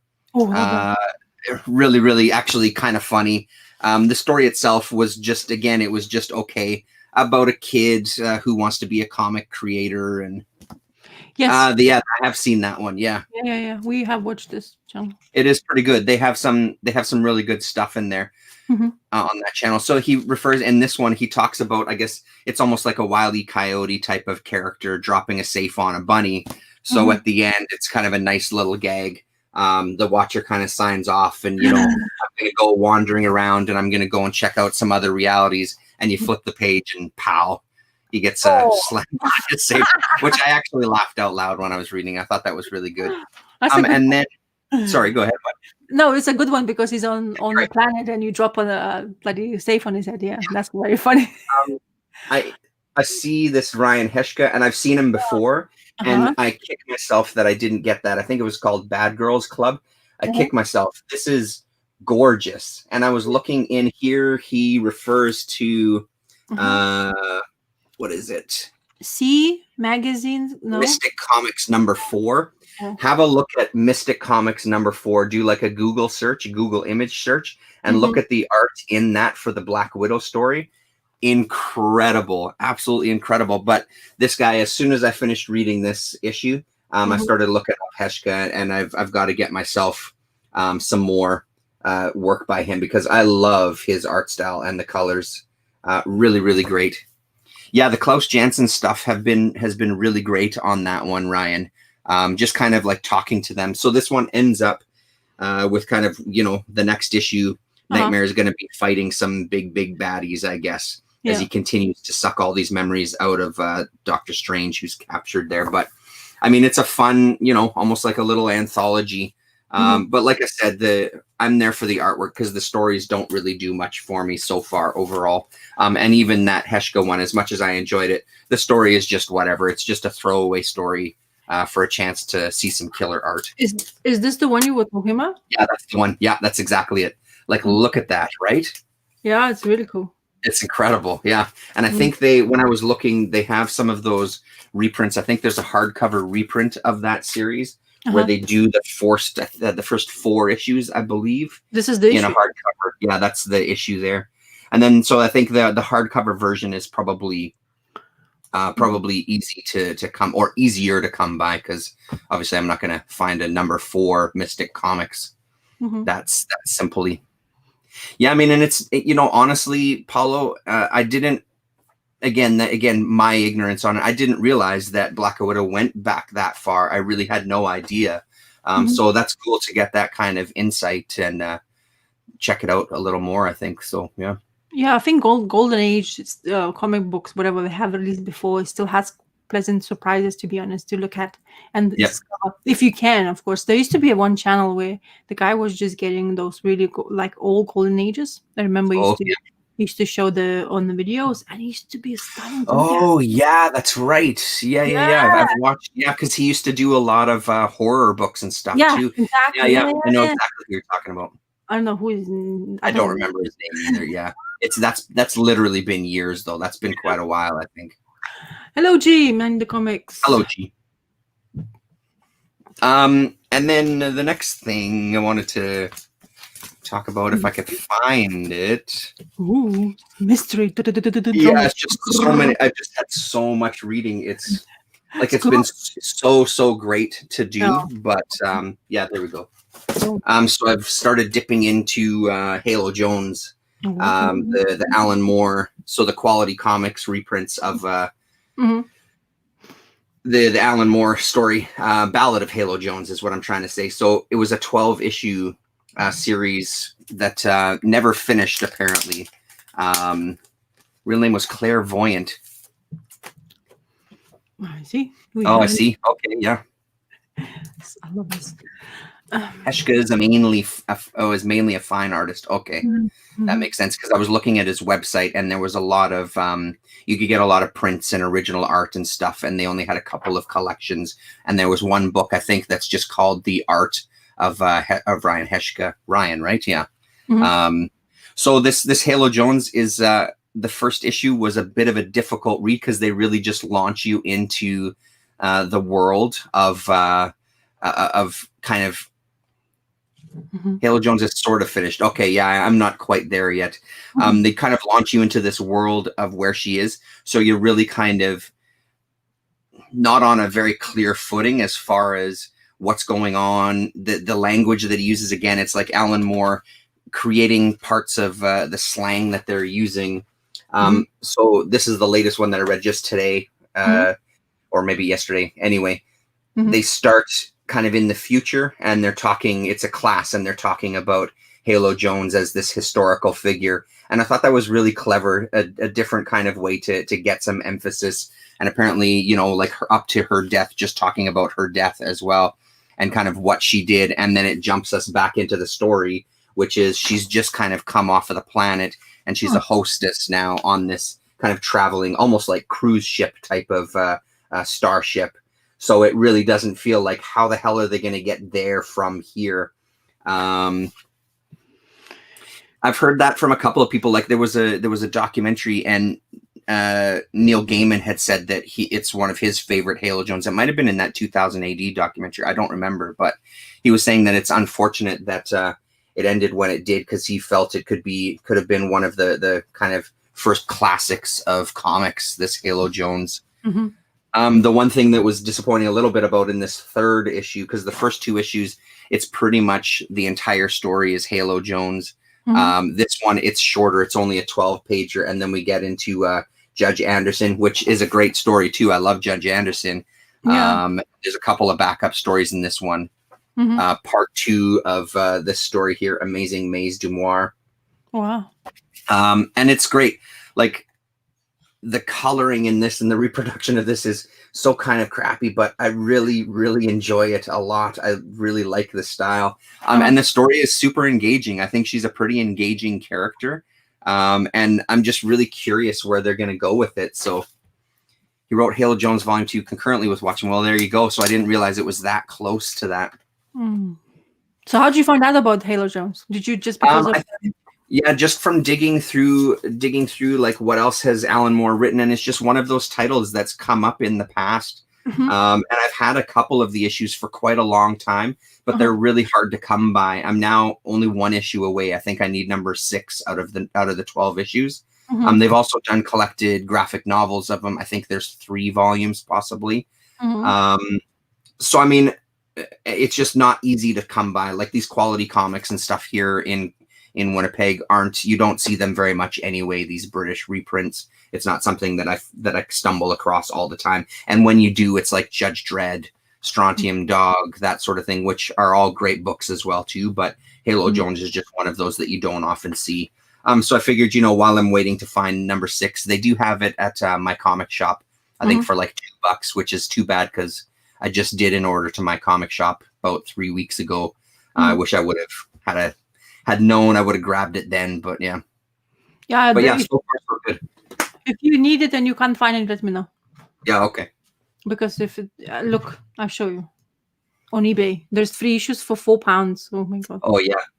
So, yeah, see, that was the thing at my comic shop. The issue that I needed was $2. You know what I mean? Like it's cheap. And when I found these, I'm finding them for like $1 or $2. I didn't put the price on the back of that one, but I'm finding them for like $1 or $2 because nobody. So I put the word out there to the comic addicts on the Facebook group to say, hey, anybody have number 6? Mm-hmm.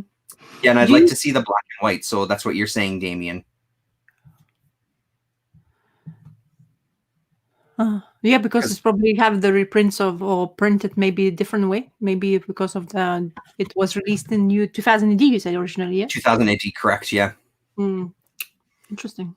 Yeah, so that's been a fun one. I mean, as far as like the other new ones that I've read, I don't remember if I talked about them in my video, but I mean, did you read Scumbag? You must have read it at this point, right? I didn't.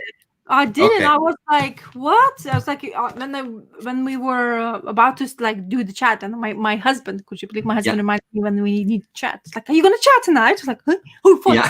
I need to actually ask, kind of thing. So yeah, I was like, and I didn't read it. I was like, what the hell? Is he still in the bag?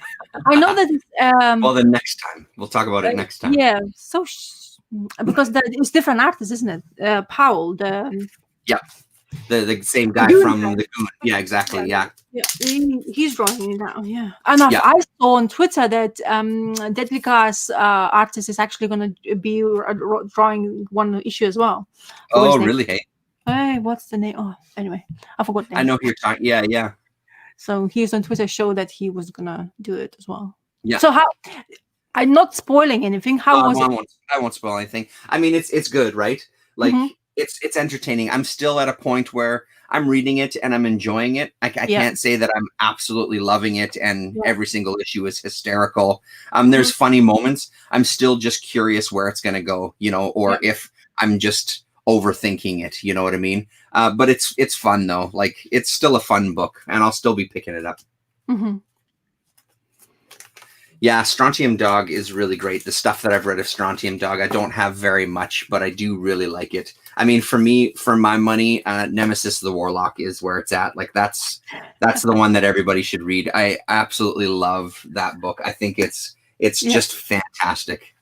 Yeah, because every single time we mention, you always say all the time. Yeah, because that's the only one. And the Stainless Steel Rat, the Return of Stainless Steel Rat, they did a couple of miniseries of that, which I really enjoy as well too. I thought they did that really good. And then this next one, the Norse mythology. Honestly, like this is beautiful. Silja was asking me about it on Twitter, and I think she was saying that she'll get the collection. This is one of those books that I would absolutely double dip on if they did a hardcover collection of all these once they're done. It won't. I won't hesitate to pick it up. This is so good. It's so much fun. Every single story is just a lot of fun. And the art is really great. Wow, it's really good. I have not seen it, to be honest. I know the name, like I like P. Craig Russell, but I haven't seen anything him doing it recently. That's the thing. Yeah. So from what I understand, and let's double check at the beginning here, story and words by Neil Gaiman, script and layouts by P. Craig Russell, and then then they have the art by Peter Kowalski, and art and colors by David Rubin in the second one, which is Loki's Children, which talks exactly about that, Loki's kids, and one of them being Hel, I think, right? Hel. It's really, really good. And I think I was saying it on Twitter as well. Like when I come in the door, it's the first one that I read. And I literally, this time when I did pick it up, as soon as I got home, I sat down at the table and I pulled it out and I read it, immediately. Like I took my jacket off and sat and read it. Really, really, really good stuff. Yeah. Yeah, and that's the thing. I haven't read the actual Gaiman books, so but this is a top-notch comic out of the small handful that I'm picking up, right? So and that's pretty much it for me for like new stuff. So you've been pulling like regularly now, like going, like getting your new comic books? So yeah, since for the last kind of month and a half or so, I've been going every week. But I mean, this week, for example, there was nothing on my pull list, which was great because they had 2 of those issues of Marvel, so I could pick those up. I needed bags and boards, and that's the place that I go to get those as well too. But I mean, some weeks I'll have like 1 book, some weeks I'll have 3 books. It's really, really minimal. So we'll see what happens next week. And I just send them an email and they have it ready. So I just, because you know, it's obviously curbside pickup. You have to stay out of the store, all of that. But it's nice to be able to support that shop because there's a couple of other shops that I go to for certain things too, comic shops. So I get very specific things from very specific shops just to kind of support them during the lockdown or whatever, right? So that's one of the main reasons I end up going every week, to make sure that even if it is like $15, at least then they get that $15, you know, instead of just sitting and waiting for my sorry ass to come and pick up 2 freaking comics, you know. So that's why I've like the same thing with my ComicKkrakK, because I only get it once per month, but because I get like 1 week I have 1, another week I have 2, and it's like, what the hell is the point me? Because I have to still pay for postage, because I'm not gonna ask him, oh, send it for free, because then, like, I'm so, you know, like I'm so supportive of your business kind of thing. But that's why it's just like I'm doing monthly. But honestly, sometimes I really like when I get in those comic books, like I said to you, and I get that vibe of comic book reading. I really wish I had bigger pull list, but then I just need to watch like a Sleep Reader's video, and he has like 10 issues in 1 week. It's like, oh my God, I remember once I probably had like that kind of thing in 1 week, and I remember how much struggle it was for me. And I didn't have a child. Don't forget that. Yeah. Like now it's like, whoa, nah. I can't do it. Well, and that was the thing. Like, I think at the height of my pull list, it was floating around $80 to $100 a week. You know what I mean? Like in and around there. Obviously variations, but I mean, that's at the end of the month. It's like, fucking hell, man. That's a lot. You know, it's a lot. It's a goddamn lot of money. So, and I like this. Like, the only reason I have them on the pull is then I don't need to think about it. I know that I'm going to get it. Like that We Live is on the pull. Norse Mythology is on the pull. Marvel is on the pull. The couple of Batman titles are on the pull. There was 1 or 2 other ones, but they've since ended. I'm dropping my comics journal off. I get 1 more issue of that, and I've dropped it. I'm just not digging the new comics journal as much. I'm not sitting there and like pouring over it like I do with the older issues and stuff. So I'm not picking it up. I think I had Heavy Metal magazine on my pull at one time, but I've since gotten rid of that as well too. So yeah, just a couple things, and then that way I just don't miss it. I don't have to worry about going out and hunting down for that, because I just know it'll happen, that there'll be 1 issue of one of these series that'll just absolutely be sold out for some reason, because it'll have some first appearance bullshit or whatever it is. Then at least I can get the book, you know. Yeah, I'm just not a fan of the new comics journal, honestly. And I think that's partially due to the fact that I'm really out of touch with a lot of the new artists that they end up talking about. So that has that, and not that that's necessarily the only thing that stops me, because that hasn't stopped me in the past.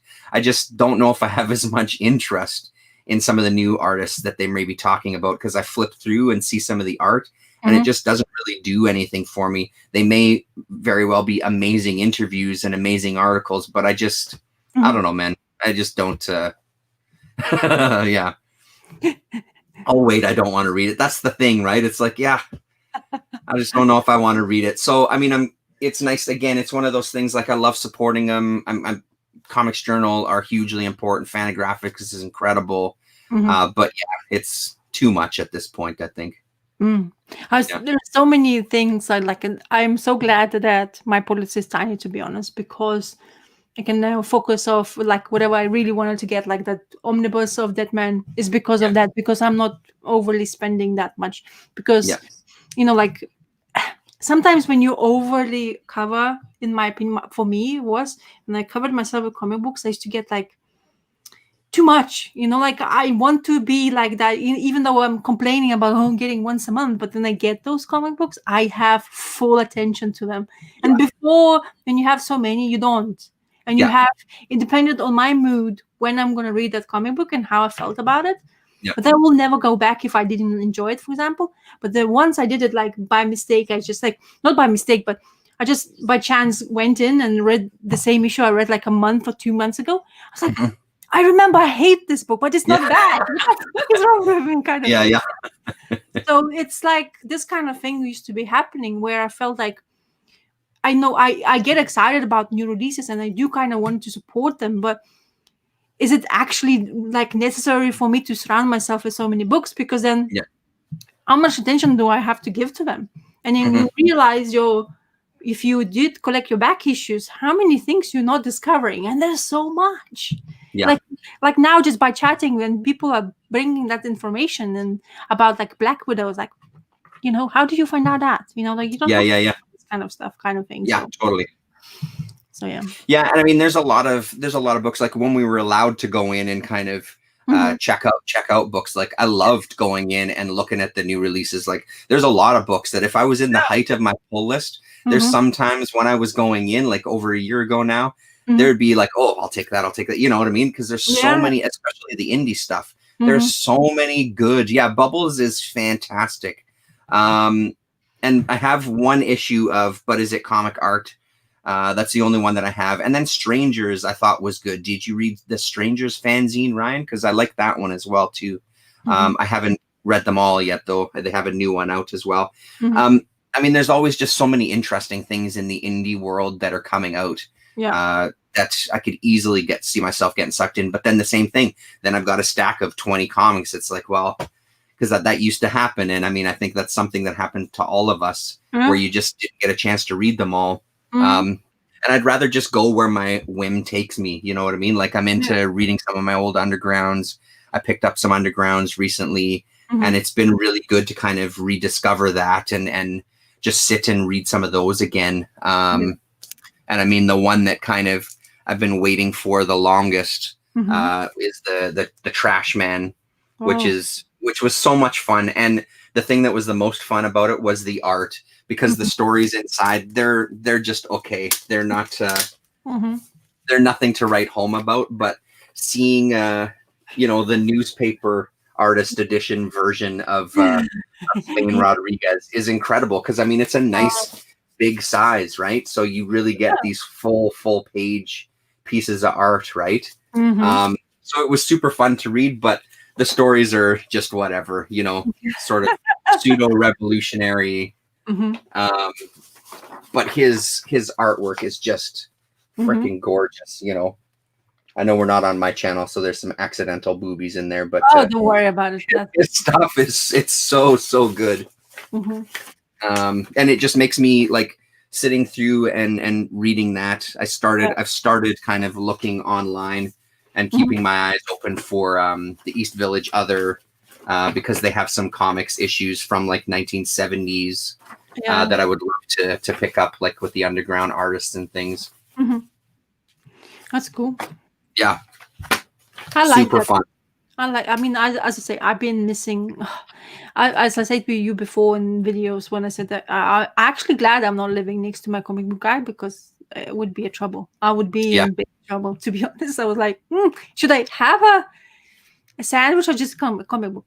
Comic book is going to be the first thing for me, you know, kind of thing. But it's so nice to go to see when you can, of course, not these days, you know, we're talking about this. But when I was able to, when I go once in a year to see him, I spend like these 2 hours, 3 hours, and he is busy. People are coming, and I'm just like, I want to blab, and I just have a conversation, and like people are looking. No, I said, you can go and pay for the stuff. I'm just gonna like blab my shit out, you know, like, but you get that conversation, which I love. Yeah. Especially, and then people get like whoever is not afraid enough to just blab their own information towards the topic you're going for is the best part. And he always have like really the customers of his seems to be always the ones that committed to him, kind of thing, because of the, you know, he's been doing it for so long. My comic book is doing it for like 27 years or something, maybe 27th years coming in, and he's still doing it by himself, and just that passion for comic books is still alive. And it's like, that's awesome. It's just like working his ass off, like from opens like 10 o'clock and finishes like at 5, but then he has the other administrative things to do by himself, and then he has friends who comes in, and every single time I remember I used to go in, it's like, do you need help? He's like, no. It's like, are you sure? I just want to just look at stuff, Yeah, yeah, I would be yeah, not helping, but just like browsing. It's like, yeah. ooh, that's actually quite nice and stuff like that. And then they're buying stuff I never thought I would be. I was like, why am I buying this? And then it's like, yeah, just support him, kind of thing. Yeah. Just to get that money for him, because at the end of the day, he's there doing that stuff for everybody, kind of thing. So, and posting for me, and he has now for everybody. It's like, if you don't want to come, curbside pickup like you do, I can post it for you, and whatever he's trying to make his business, so. There's this one guy here in town, Tony, who has this shop called Cover to Cover, which is probably, I mean, they're all my favorite comic shops, but all for different reasons. Tony's is great. He's got a really good selection of stuff. He's a bookstore and a comic store. So probably about 60% comics, 40% books kind of thing, right? Like paperbacks and that sort of thing. Yeah. But he's really great to talk to because he really has a history with the comics here in town. Not that the other people don't. It's just that Tony has a history of kind of when these artists, because at one point Winnipeg was maybe not necessarily a hub, but it definitely was a town where these comic artists used to come through and visit. And even some of the underground cartoonists and stuff had come up here, which I've been watching. Noah Van Sciver has done a couple of interviews. He did one with the Canadian, who I'm completely drawing a blank on his name as I scan my shelves. How the fuck can I not remember his name? I think we should Mark Bell. So he did an interview with Mark Bell, and Mark Bell was talking about a comics group here that based out of Winnipeg in the mid 90s that I'd never heard of before.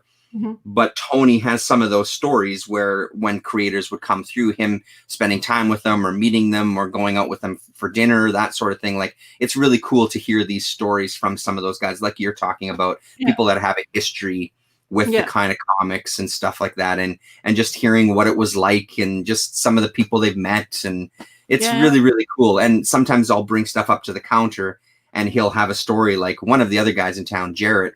When I found a Reed Fleming comic that I didn't already have, and he was like, "Yeah, I remember that was one of the things that when I opened the comic shop, they said I had to carry Reed Fleming and da da da," and all these little stories of people that they've interacted with throughout their careers. It's so great to have that, I was gonna say, it would be nice to just be there, like to have it next to you, kind of thing. You don't have to. But it's just, honestly, when you go to people who has that much passion for that long and still doing it, and you have this, like he sees so many people coming and gushing around, like, oh, just finding out about new comic books. Like, I came into the store and it's like, what the fuck I'm supposed to be doing in here? And you're like, it's just because his shop is always overwhelming because it has a lot of stuff, like a lot for the size of the shop. It's just covered, like from wall to wall. It's like, where the hell? How do you? And he's like, okay, you want your pullets, and he goes in, and there's like one box in the middle of some like 100 boxes, and I'm exaggerating, but it's like a needle in a bloody hay. He goes in there, picks up my pullets, like, what? Why did you keep it in here? It's my system. Don't worry, I know exactly where everything is. Like, and I was like, I went in there, and I so clearly remember. It's like, I opened the door. I was like, no, I think I'm gonna leave. Because it's too intimidating. Like him in there in front, and there was two dudes. You were having a chat. I was like, I opened the door, and it's like everybody looks whatever who opened the door. And he's like, oh fuck, do I leave? And then thankfully I wasn't so stupid, and I would just like close the door and fucked off. But no, I went inside and I started looking, and it was like this, like my eyes open. It's like, what the hell do I do now? What is this? How do you buy a comic? So I went to him when he's finished conversation. I said, so I would like to read something, but I'm not sure what. And he's like, well, so what do you like? I was like, well, I read some Marvel, I think. And he's like, okay, so just look. He's just stupid. So like, just go look at whatever I offer. Pick up the book, open it up, and see if you like it. Yeah. So from that point onwards, I know he's like saying, and that because he was busy, then doesn't have attention to all of it, so he couldn't recommend anything. So that was my first thing. So I didn't buy anything. I went, looked it up. It's like I got overly like, oh my god, I don't know what the fuck going on. So I left. Overwhelmed. Yeah, completely. I went to my husband and I was like, what the? I don't know what's going on. I think I knew about comic books. That doesn't look like. I mean, like, the only thing I was reading that time before I started actually having a pull list, I was reading old library books, like collected editions. Okay. So all that stuff just to get that kind of like comic vibe going. And I started watching, of course, YouTube videos, and that's where the bug started.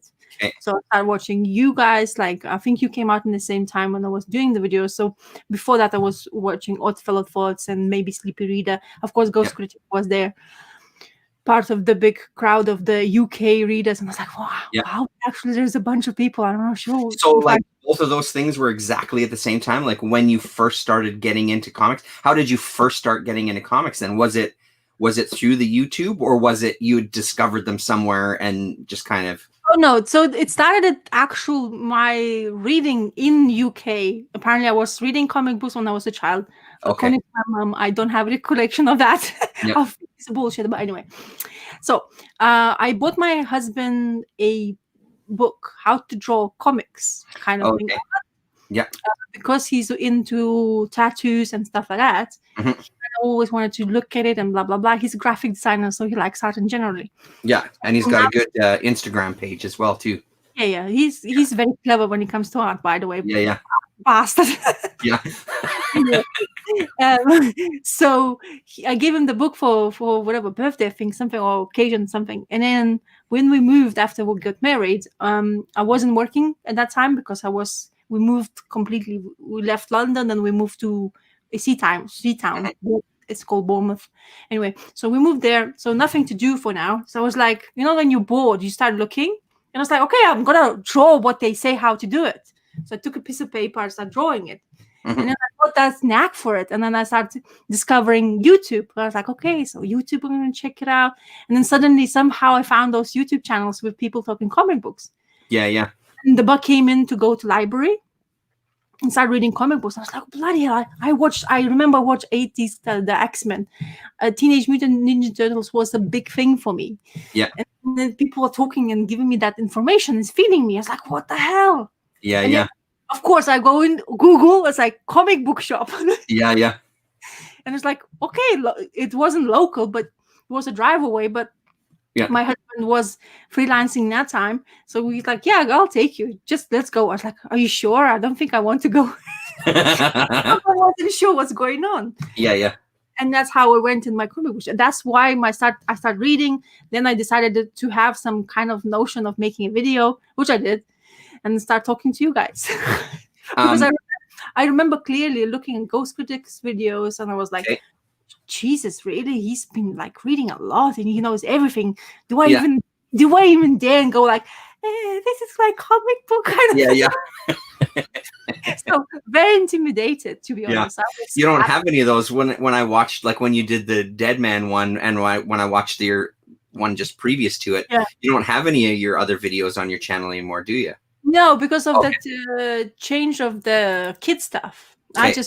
I had, because you see, I had a child, and then they had those rules changes. I didn't want it to be like striking on my channel for no reason, because all that stuff, because of unknown. But so I basically privatized all my videos. You did, okay. So I didn't want it to like get in trouble, like I wasn't even sure if I'm gonna when I'm gonna do the videos again. Yeah. I just kept coupled just to see that I was there, kind of thing, in existence. But yeah, my history of comic books, like videos, is fucking like it's huge. Yeah. You know what you got to do this week? The very first one. Make that one on private. Set it up so whatever you need to do. I'd love to see that first video again. I love seeing people's first videos. That's horrible. I was like in the back. No. That's hilarious. So I mean, you went into the comic shop. Yeah. You didn't buy anything because you were intimidated, but then you still did a video. And then, so what? How did you get into the comic shop the second time? What convinced you to go back and give it a try? No, because I was like, I was still watching YouTube videos, and all people are so excited about stuff, and I wanted to read something. I really liked what I was reading from library, so I was like, surely I can pick something. Yeah. So then this New 52 started. Oh yeah. With stuff, and of course everybody was talking about it, so I was like, okay. I didn't start it from New 52 either. I I was reading something else. I was just jumping from book to book. I didn't know what I'm going to read anyway. But then I went again because curiosity is much more stronger than my brain before you enter the shop. Like I have to go back. So I had almost the same feeling when I went the second time. Yeah. But then I decided that, okay, I'm going to buy something. So I picked random number 1 issue. I think it was Marvel something. I don't remember. But my first actual single issue was a back issue. I was more into back kind of issues because it's a history part, which I enjoyed. I like those kind of things. So I got a Hulk issue. My first ever back issue was Hulk Marvel comic from like 230 or something odd issue. Yep. So that was my first buy, and that was from eBay. And of course, it was trashed because when you don't know about eBay, you get usually crap. You pick up something and you expect a gold to arrive. But it's like not even a copper. It's like a piece of yeah. So, and then I decided to get more stuff, like whatever characters I felt like it was something more interesting for me. And then from that point, it just went crazy. And I was putting stuff like Image come out, that Image started doing all those great stuff. Then I realized Walking Dead and Walking Dead TV show, and then popularity of that came. And I realized like I was off like by a couple of like years before number 1 came out, and the price of number 1 Walking Dead issue was skyrocketing that time. And like I didn't know what I wanted to do, to be honest. I was just wanted to read, and I enjoyed the interaction people had when they were talking comic books. Yeah, and totally. And you guys were like having so much fun. It's like I want to be part of it. Yeah. I want to talk to people about stuff. Like this is kind of interesting to me. Well, and I think that's exactly why any of us did it, right? It just looked like fun. I mean, that's why I did my first one, because this is fun. I like talking to people in the comments. I'm just going to make one. Just for Ryan, it's the first issue that I got. I don't know if he's done it for both of the issues, but I seem to remember it wasn't the first one like a Kickstarter or an Indiegogo type of campaign or something for that first issue. I haven't gotten second issue, and I think is it just 2 issues? And I think that the second one is more recent, right? Like within the last kind of 4 to 6 months or something. I thought maybe even earlier. That's great though. I mean, that's exactly why all of us have done it, I imagine, is just want to talk to people about it, right? Yeah, because I saw ComicKkrakK when I made the first video. If I recall correctly, Sleepy Reader straight away messaged, commented on the video. Then the conversation came in, and I found out about him.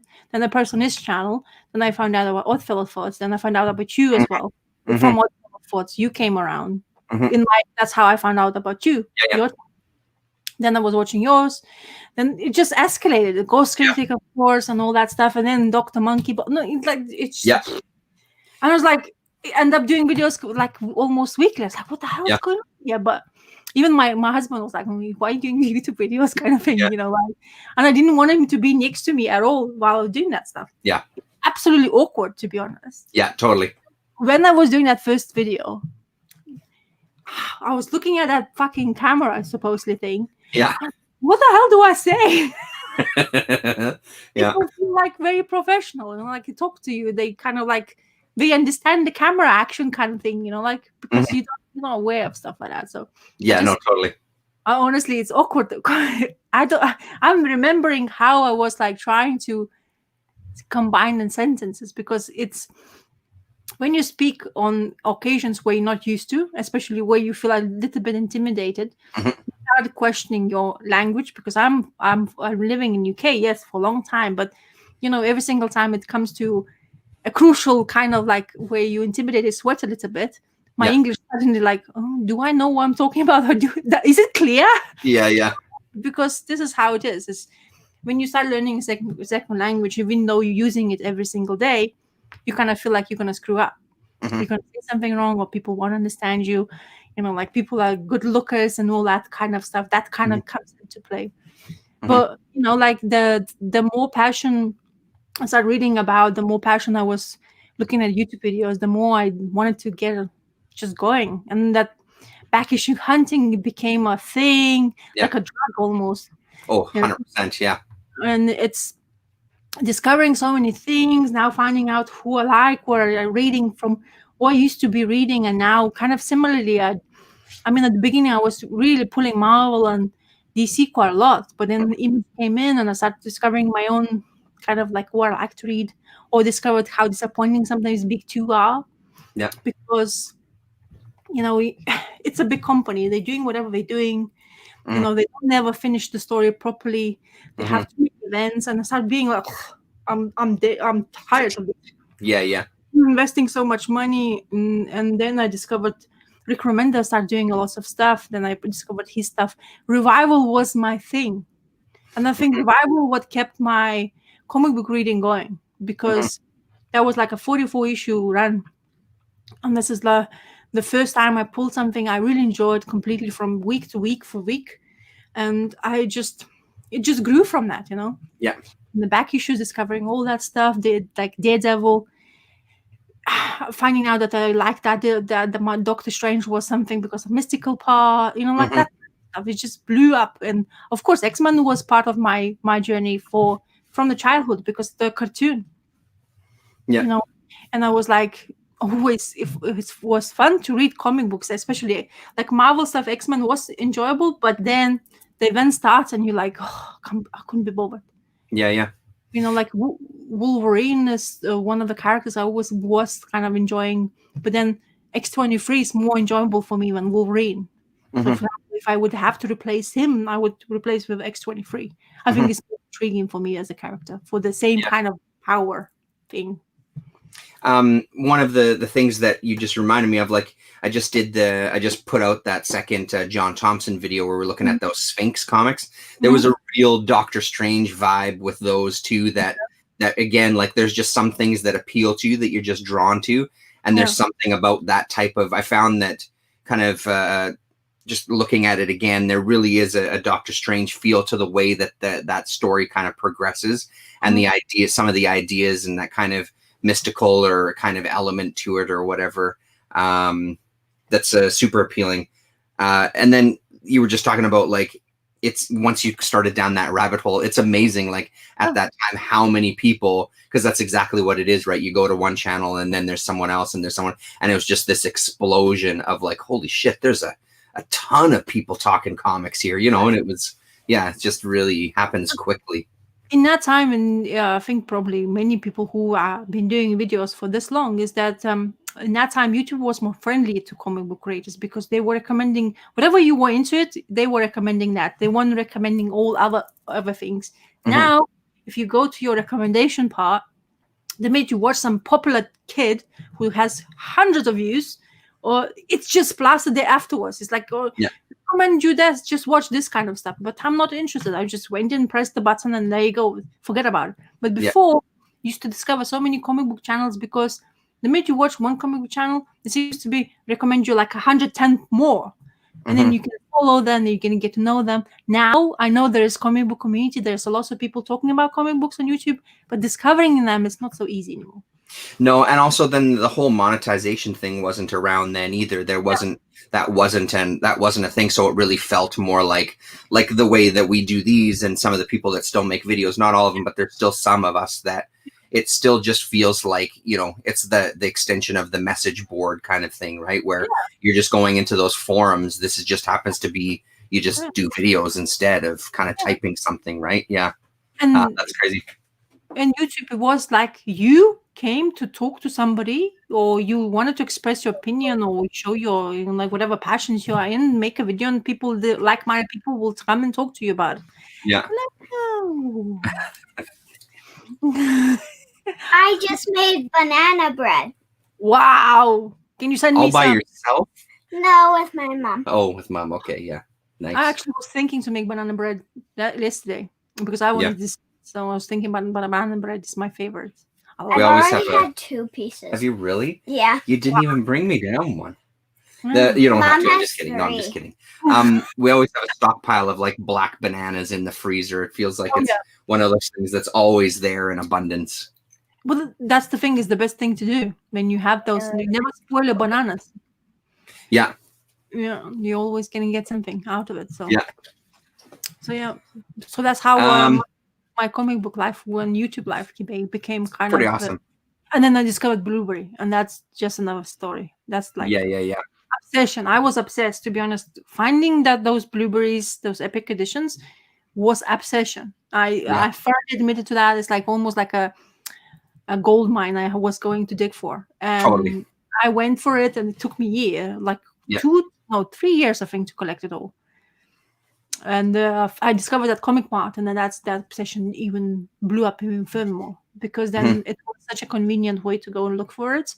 And I never thought, because I used to go to the comic book shops like in London, because that's the hub of comic book shops around, especially if you live near it, because there's so many comic book shops to choose from. And but then I discovered that Comic Mart, and it was better than any conventions I've ever been. I mean, I've been in a couple of conventions. I'm not a convention person because I get overwhelmed by people like bumping into you all the time, and you're like looking around. There's so much people wearing everything, and you're like, I don't know what I'm doing here, kind of thing. So yeah, but Comic Mart was the gold mine, to be honest, if you wanted to buy in back issues in that time. Yeah, and it's also where you're gonna those type of conventions, you're gonna get the better prices too. Like, I liked our big convention that was here. I enjoyed it enough, but I knew at that point, like especially near the end, I knew exactly where I was going. I knew exactly who I was going to deal with, because I had the experience of seeing people just with these ridiculously inflated prices on shit that's drives you crazy, right? But the small ones are where it's at. When you get to deal with people selling their collection, that's the good stuff. The only thing I felt good about conventions, if you don't go on the first day of convention, you go the last day of convention. The last day, yeah.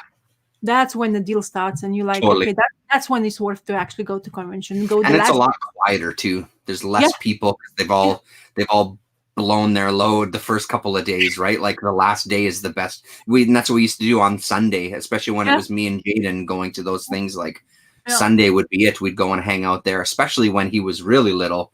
Pushing him around in a stroller, right? Like Sunday was the best way, that was the best time. And even with Lillian, we went a couple of times with Lillian when she was still in a stroller. Going on Sunday, you at least could get through the crowd, and you had a fighting chance to kind of see stuff, right? But, and you wouldn't have to queue for hours because just to get in. The conventions, when I went to the first one, because it was for free, my husband got tickets for free. And I was like, oh my God, really? And then we queued, though. I went in there, and the beast of convention just like splashed me with water. And I was like, what the hell is this all about? It's too much. So much information, flashing lights. There's those vendors. There's people who likes them. People who likes to wear things. And you're like, and then you look for comic books, and there's this tiny section where the comic book section is like, why? I mean, it's the comic book convention, for God's sake, kind of thing. Already in that time, and I was just discovering it, so it's crazy. Yeah, how things happen. So no, our big one is no more. That's it. What else do I got here? I read my Bizarre Sex. Ooh, those were funny. Surprisingly funny. Like I was shocked because it's not something. Just waiting before I open this. If I hear little footsteps coming down the stairs, I thought I did, but no, she's gone back up. Just really, really entertaining. Like this, especially in this issue. I won't show you the actual cover. This Howard Cruz short story in this one, I thought was hilarious. Of him just kind of, I remember because the Robert Crumb documentary. Oh, thanks, buddy. The Robert Crumb documentary. Oh, look at this special delivery. Whoa, OMG. Now I'm jealous. That's a serious piece. I'll finish that story another time. Yeah. Whoa, let's try it out. Oh my goodness. And Dad's favorite, the end piece. Oh, there you go. That's how you do it. Oh my gosh. It's still a little warm too. That's delicious. Thank you very much. That is a good job. You did a good job. Did you mix? Yep. Awesome. Wow. Oh my God, that's really good. Eggs in and stuff like that. Love you. Love you. Bye. Oh my goodness, that is so good. Thanks, buddy. I said thank you. So I remember in the Robert Crumb documentary, he talks about like when being sexually attracted to Bugs Bunny. So this idea in this Howard Cruz one is that when he started writing comics, he couldn't control himself and he would have an orgasm. So he was trying to do all of these things to stop himself, but he was getting such enjoyment out of it. And it's a really, really funny little story. And I don't have many issues of this Bizarre Sex anthology. Like there was, I don't remember how many there were. I want to say 10 or 12 or something. But man, I've got to go back and reread the couple of other ones that I have, because there was so many funny stories in those. And I mean, humor, I think, is the most difficult thing to pull off in books or comics, especially comics. I find it usually falls flat, but literally laughing out loud at that Howard Cruz story. And then just his drawings, like his drawing style was so kind of great, so kind of almost not quite innocent, but I mean, that kind of big head, small body, big feet, big hands, that type of like really cartoony style that I thought it really worked. So those were really fun. It's now kind of pushed up more on my list to find some more of those. And then the other one that I read that was the art again, it was more about the art. This issue of Spaced was fairly entertaining, you know, like almost like a Conan type of story in it. And then Ryan will probably be able to jog my memory. Russ Works had mentioned where this character first appeared, this vamp character. I want to say it was in one of the pulps. Russ Works had commented. Yeah, Russ Works had commented on the video where I was showing these, and I'm just blanking on the where the character appeared, completely drawing a blank. But that's, again, the draw for this one is the art. His art was incredible, whether he wants to admit that he did these things or not, because this is that artist who completely denies that he ever did anything like this and burnt all his comics and is a born Christian and stuff. And even his take on like Little Nemo in Slumberland is pretty entertaining as well too. Yeah, the web. Yeah, thank you. Yeah, that was great for the art. The issue 3, I started looking online for issue 3 just to see some images. It looks like issue 3 is almost like treasury sized. So issue 1 was comic sized. This one is nearly a magazine size, just not as wide. And the third is treasury, which is not the easiest. She was a pulp character based on Weimar Berlin type of iconography. Yeah, that's awesome. Then I think that's exactly what Russ was saying in those comments there. But it's just such really, really good imagery. And I mean, the thing that always surprises me about some of these undergrounds is, again, like getting at this is, you know, that's a pretty good reproduction, like color and image, everything looks really great. Considering that, you know, you're dealing with some of these small presses and, you know, a bunch of stoned hippies, they did a pretty damn good job of reproducing some of this art. Yeah. Because I can't imagine it was easy at the time. Well, not that it's easy now, but so how come the artist denying that he's doing the job, or he's ashamed that he was because he refound God. He's a born again Christian and thinks that all of this stuff was dirty because it's just chock filled with sex. This is a guy who clearly is going through some, you know, getting in touch with his base instincts, because that entire book is just filled with sex from beginning to end. And it's just clearly a guy who is, you know, like with religion, you got to suppress some of those things. You can't acknowledge that side of you. You have to try to suppress it, right? So, but literally burning his own comics and apparently denying that he ever worked in comics, even though there is still some of that out there, you know. Pinkoski, Jim Pinkoski. So this one is from 1974. But super cool, like pretty fun. And I love the lettering on that Spaced as well too. I really dig that. I like the color combination from yellow to red going in like a flat thing. Yeah, very nice combination. Yeah, it's cool. And I mean, I think that's the thing about kind of looking through the underground boxes. And I'd like to do more of those videos like I did with Jim Thompson, do a couple of shorter videos looking at some individual issues. It's the thing that draws me to comics in general, that kind of, this is someone's hand. This isn't a company. This isn't a corporation and a character. This is just someone who wants to be creative and is being creative and making comics. And like the John Thompson stuff, just the amount of dedication and clearly, to me anyway, love for making comics is just apparent on the page when you see the stuff. Yeah, John. Do I keep calling him Jim? John Thompson. Just the love of like the art and the craft just is really apparent, and they're doing it. They're doing 1 comic a year, 2 comics a year, whatever it is. Just because they love doing it, right? So yeah. I like that Sphinx comic book that I told you. I even posted this. I love the art. It was trippy as hell, but Jesus, it's nice. I like that Egyptian part. Like I don't know what is the specific name for it, but anyway, when they use that kind of thing for the arts inspiration, it's really also like out there kind of thing. But definitely was like, my God, I would just flip it. I like, that's the thing. Like you say, it's probably the story is not something, but the art you just can't stop. And that's the thing when with comic books is another thing for me. Sometimes if the art is so great, I kind of don't care about the story, to be honest. And that's why I like comic books for that kind of thing, because for me, art is the one thing, like number one. And I look for of course, writers is important.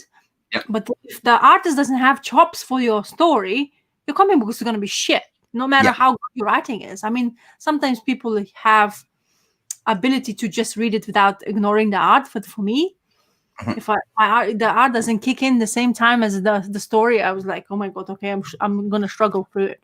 Well, and I think that was the thing with Thompson, with those Sphinx comics, like Damien and I have spoken about it, and a bunch of us have spoken about it, especially these more indie and underground creators who are really good artists.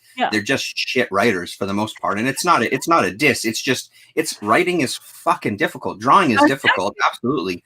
But writing a good story, and that's why it was almost kind of sad to finish those 2 issues, because I thought his writing was really good in those issues. The story was pretty out there and everything, but the way he told the story and the words I thought were fantastic. It really worked with the images, which isn't always the case, because usually if you have a really good artist, they're focused on one thing. They're not necessarily focused, as much as I love, the guys that did All Time Comics and stuff, all that crew of guys.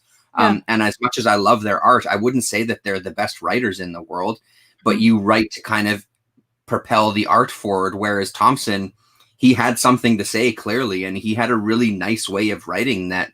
I mean, there's a bunch of other comics of his out there. Eternal, I think, is one of the other ones. There's other stuff out there of his that I'm going to keep looking for and try to get over this year just to see. But I mean, again, with a guy like that, because he didn't do too much, some of it isn't the cheapest to get your hands on, right? And that's kind of where I'm at with my underground comics collecting now. Like, I've got a good chunk of like what are considered the mainstream of the underground, where they printed tens of thousands, 20,000, and had like 18 different printings. All of those I've got. I'm now in the part where I'm digging into some of these creators where they're just lesser known, they're less popular.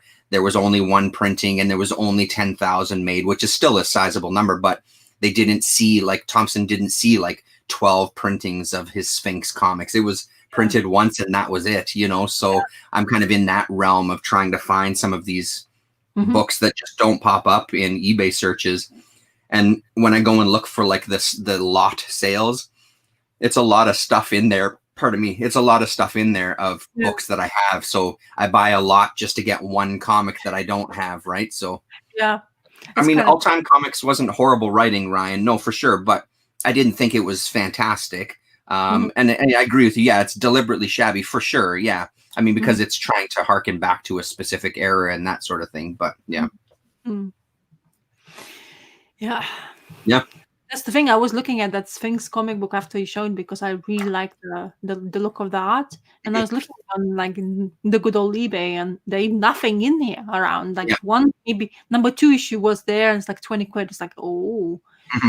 Because as like you say, it's not printed that often. So if somebody puts it out there, somebody will pick it up, because it's just, if you have the knack for collecting those underground comic books, it's kind of like difficult, because at the end of the day, there's not so many of them. It's even more difficult for you to guys get those back issues. And then you're lucky enough, like having that Facebook group, because like you showed on the Twitter, that video, how you went to pick it up. It's like, bloody hell, that's commitment and a half. I mean, any kind of buck helps. You know what I mean? And for you, it's even better because you have them coming in and just like giving you those comic books kind of thing. Not like you have to buy it, of course, but yeah.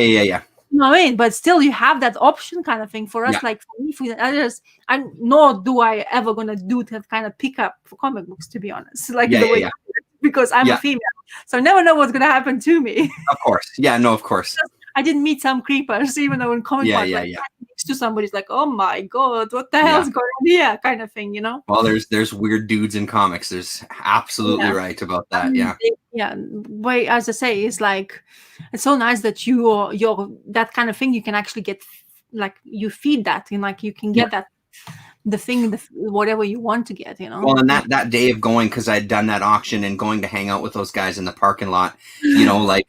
It was great. It was really great. And again, like you've talked about it, that's one thing that we definitely missed because we ended up hanging out. Like finally my wife texts like, I thought you were going there and coming back. It's like, yeah, well, I ran into a bunch of people and we're sitting around chatting. You know what I mean? Like you go to one car, you talk to one person, then you go to another car, talk to another person. And, you know, it was actually a lot of fun just kind of hanging out. All of us in the freezing cold. Talking, Yeah, just talking. Well, I mean, talking and like, you know, buying comics, obviously, like, you know, everybody's buying and selling comics, but just hanging out and chatting, right? Like, it's super fun. And then the other one is the other photo, which I don't know if you saw the photo. No, we also do the hobo fires as well, too. My friend has a barrel, like an old, it wasn't an oil barrel, but it's that kind of thing where it's cut. And we went actually close to my house, literally under a bridge. And had a little fire. So like a hobo fire. And, you know, we all bring our flasks and we just stand around like it's the bowling team, right? So we have our little hobo fire that we just hang out literally this time under a bridge and doing a fire. And it was fantastic. Ryan, I have a little bit of Jim Osborne stuff. I've got his DOA comics, though, the one that he did all by himself. And I think I have some anthologies where he's in as well. He seemed like an interesting character, this Jim Osborne, pretty extreme on the cover of this DOA comics. Mm-hmm.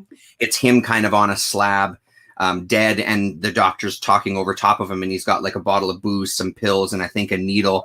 And I think actually when he really died, it was sort of that same image. He had a pretty rough life from what I understand and was addicted to drugs. And there's a guy that I talked to on Twitter who I think was friends with Jim Osborne. I haven't really broached the subject with him. When I was talking to S. Clay Wilson's wife, I met her on Twitter and was chatting with her a little bit. She was talking about this mutual friend and saying that they were pretty close and I think lived together at one point. And I've always wanted to ask him about Jim, but I don't know him that well to be having these conversations, especially if it was like particularly tragic, right? Because apparently it was, he drank himself to death. So I mean, it's, you know, I don't want to like bring it up, right? So miserable. Hey, so I hear you know this Jim Osborne guy. Yeah, who the fuck are you? You know what I mean? That's the thing. How do you bring the conversation like that? Yeah, you don't. Yeah, exactly. And that's why I never have. It's like, how would you even bring that up in conversation? It seems so tactless to do, right?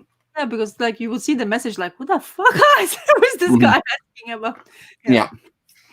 Well, and she was super, like, she's super nice. S. Clay Wilson's wife is incredibly nice.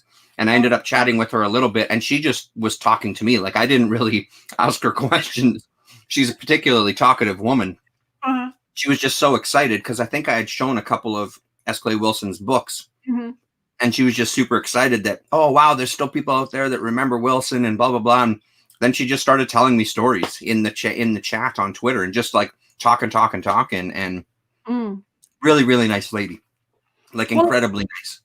Sometimes, you know, you just like, I guess you need to have enough guts to talk to some people because people are willing actually to share information. Yeah. But it's how you get there is another thing. You know, that first step is kind of crucial part because lots of people think lots of people are creepers because absolutely, yeah. You know, especially World Wide Web where we are at the moment. Yeah. Well, and I think for some of these people, it's a little bit easier because of the way the underground comics are looked at. And especially nowadays, they're really not looked at in a good light whatsoever. I mean, you know, there's people that completely denounce it and all of that. And again, as I've said before, I totally understand that. I absolutely understand that. There's heavy misogyny in some of this stuff. There's some really questionable material. So I totally get it. So I think that it's a bit easier with them because they're just used to people shitting all over them and telling them what horrible people they are, you know? So you get someone who actually enjoys the comics and they're right in there wanting to talk to you about it, right? Or more willing to talk about it anyway. Yeah, but that's the, you know, we all have all sorts of things. We have that in movies. We had it. Yeah. You can't deny it. That's the thing. What people tend to do now is like deny completely that existed. You can't deny that. It's gonna be in existence no matter whatever it is. What people like to do in their free time, on what kind of things they're gonna be into, is their own business. But you can't deny them for doing that. Kind of like just because you don't agree with things, and that's totally. It tends to happen a lot of time. Well, and I mean, context is a big thing, right? Like they were doing that stuff on purpose. They were they were making these comics on purpose. Yeah. They were trying to be offensive. They were going for that. They were, you know what I mean? Like it was all a big fuck you to everybody, right? Like they were doing it on purpose. The fact that you're pissed off just means that they succeeded. You know, they did exactly what they were supposed to do. They were supposed to piss everybody off, right? But there's obviously more to it than that, but that's the very basics of it. But then think about it, if it wouldn't exist now, what kind of thing we would have these days? You know, like we wouldn't have ComicKkrakK on the YouTube channel. Well, and I think honestly, like you wouldn't have the independent scene like you have now. And I mean, 100% back that up. Like, I mean, the lineage, and that's part of where my collecting, you know, getting rid of a lot of stuff and really focusing my collection on, you know, like wanting to get all the Eclipse comic stuff. I think that there's a real, and getting some of the, you know, the Star Reach and the Imagine and all of these kind of series that were kind of making that ground level. They were laying, the undergrounds were laying the groundwork for the independent comics that we saw in like the 80s and 90s and stuff that we see today, you know, and that's the other thing that's good about Noah Van Sciver's channel is he's discovering a lot of these undergrounds too. He's talking, well, maybe not discovering them. He's obviously been discovering for a while. He knows a lot about comics, period, but it feels like that's an era that's of interest to him as well too. And that lineage from that to what we currently have as an indie scene, we just wouldn't have it if these guys weren't going out there and, you know, like Rip-Off Press, buying their own printing press and then printing their own comics, and the success of the Freak Brothers allowing them to do more and more, you know, and all of these little companies and independent creators, right? So I think what people tends to forget about things they don't agree about is that they happen because for a reason, and they help to put something out there, whatever you are actually enjoying it now. So it's one thing to say, oh, I don't agree with stuff, but then you don't realize what's behind it. And that's why I like comic book history generally, especially reading the older stuff, because whatever they had, all the stuff they came out, this is what we have in it now. So discovering so many things is great, but then you have that history of, you know, if you start to dabble in stuff like this, you know, like comic books, you start to like, oh my God, I don't have enough time to discover things. Totally, absolutely. So much information. It depends who you, of course, approach, who you watch a video, let's say, on YouTube. But in the minute you just start going, it's like a rabbit hole. You just go in deeper and deeper and deeper and start discovering. And of course, if you're interested in it, it's like me saying to you about the videos that I'm making, why and how far I'm into it now. And like, I've never thought like I'm going to continue to this day. Exactly. You know what I mean? Conversations in stopping doing videos, but then I'm still watching everybody who's doing those stuff because of that, you know? Like Dr. Monkeybot and you guys started inviting me to do videos. I wouldn't have done it. But just because of you guys, you know, because I've been watching, I talked to you before, I blah, blah, blah, that conversation. Yeah. I'm here back kind of thing, but I'm enjoying the comic books now. Honestly, this is the time when I actually think I'm reading the comic books, and I could really say that I actually remember what I'm reading. Because before, when that bubble, all that excitement of discovering comic books and stuff like that, it was so exciting to find out so many things. But half of the stuff I remember what reading, what I read. It's like, tell me, like now you will tell the first video. I don't remember what show, to be honest, on that first video. I mean, but I don't know what I was into, to be honest. Because now my discovery of things, like you sending me some stuff, like the underground stuff, like Rebecca Darts, isn't that? Rebecca Dart. You send me that, and I follow her through Twitter. I follow her Instagram. Nice. I just love her stuff because just I didn't know about her. I didn't know she existed at all until you sent me that thing. And Yeah. that the chick she was drawing is fantastic to this day. Yeah. I kind of remember that pink cover and all that stuff. She's got a great style, man. Rebecca Dart has a fantastic style. Yeah, exactly. And the ability of kind of working in the mainstream, because I think, you know, she's working in animation as well. And it's funny because she actually came up on my feed just maybe the other day, because I'm pretty sure I follow her on Twitter. Yeah. And I haven't thought about Rebecca Dart in quite a while, but it just happened to pop up, I think yesterday, actually. Oh, really? So it's funny that you bring up her name. That's hilarious. Yeah. Well, that's the thing. But you introduced me to her, so Yeah. You me stuff. As I say, that's why the comic books, no matter which comic book it is, it's interesting to actually just dabble into it and Totally discover something you want. You know, like all those epic edition magazines. I didn't know that until I watched someone who's like completely passionate about it, showing that, like you sending me epic edition those magazines. Oh, if yeah. And that I wouldn't have probably even went to that direction. Mm-hmm. And Blu-ray, Mobius, you know, like I discovered Mobius on YouTube because somebody went in there and showed me. I was like, oh my god, I want that. And just the first thing, it's like, I want this. And then for the minute I got the first one, I was like, fuck, I have to get all Addicted. of them. Yeah, exactly. Like, no, you can't just have one. There's no way. The Mobius addiction of the Azak and whatever he was doing afterwards. I mean, the difference between what he's doing now, what was doing then, and what he was doing after, and the little amount in English you can discover of him. Mm-hmm. And you discover the European side of the comic books, and your mind just it's like, what the fuck? Yeah. You know how 100%. much there is. And like you see Earl Grey's video, and he shows all that stuff. I love Earl Grey's videos. Seriously. It's like, oh, why? Stop showing me. I was like, sometimes I'm like, no, don't want to watch it. I'm gonna be jealous. I'm so glad like guys like him are out there. You know what I mean? Like, and having a huge following. Like the fact that he has so many. It's so great. It's really, really great because I love his videos a lot. Yeah, because he shows so many things you want to read. You know, like, and then you know your typical things what we used to watch, and I still read, like watching whoever puts the video. I'm sub to from that point. You know what I mean? From that time when we all started it, you know, like it's a pity Ghost Critic is not on the videos anymore. Yeah, because he was as passionate as everyone you can have about comic books. Yeah, he really was. He was able to describe what he read. It's like, okay, just tell me the story. I want to know, kind of thing, you know. Yeah. It's a pity sometimes for some people who are not bearing anymore, but yeah. Ryan is just talking like Austin stocking as much old underground stuff as he can on Domino. Austin English, is that right? And it seems to be a thing that's starting to be a resurgence a little bit. There seems to be a little more talk of undergrounds, and again, everything goes through its phases, right? So, yeah. Anyway, and I think maybe Ryan, maybe the next one I'll do that Jim Osborne, because now that we've been talking about it, I kind of want to pull that book out again and give it another read. So maybe I'll try to do that DOA comics. So awesome. You're gonna do a video. I think so. Like I'm gonna try to do some, because what I did with that Thompson is I shot both of those at the same time and then just waited to release the second one. I'm thinking I might do a bunch of like short underground ones, like 10, 12 minutes kind of thing, just kind of talking about it, and then just have a stockpile of them to release every once in a while. I'm getting kind of interested in, you know, doing the pre-done. I still love doing the live videos. Nothing is going to stop me doing live videos. It's incredible. But I like the idea of having some pre-recorded stuff too. Yeah, hey, I'll have to have a good look at Domino. I'll have to have a closer look at it. I know the name, and I'm sure I've looked at. Pardon me, I'm sure I looked at it before, but I'm going to have another look. Okay. So shall we say goodbye now? Yeah, I've got to get going upstairs. I hear a bunch of noise upstairs. Dinner is getting close, I think. So. Okay.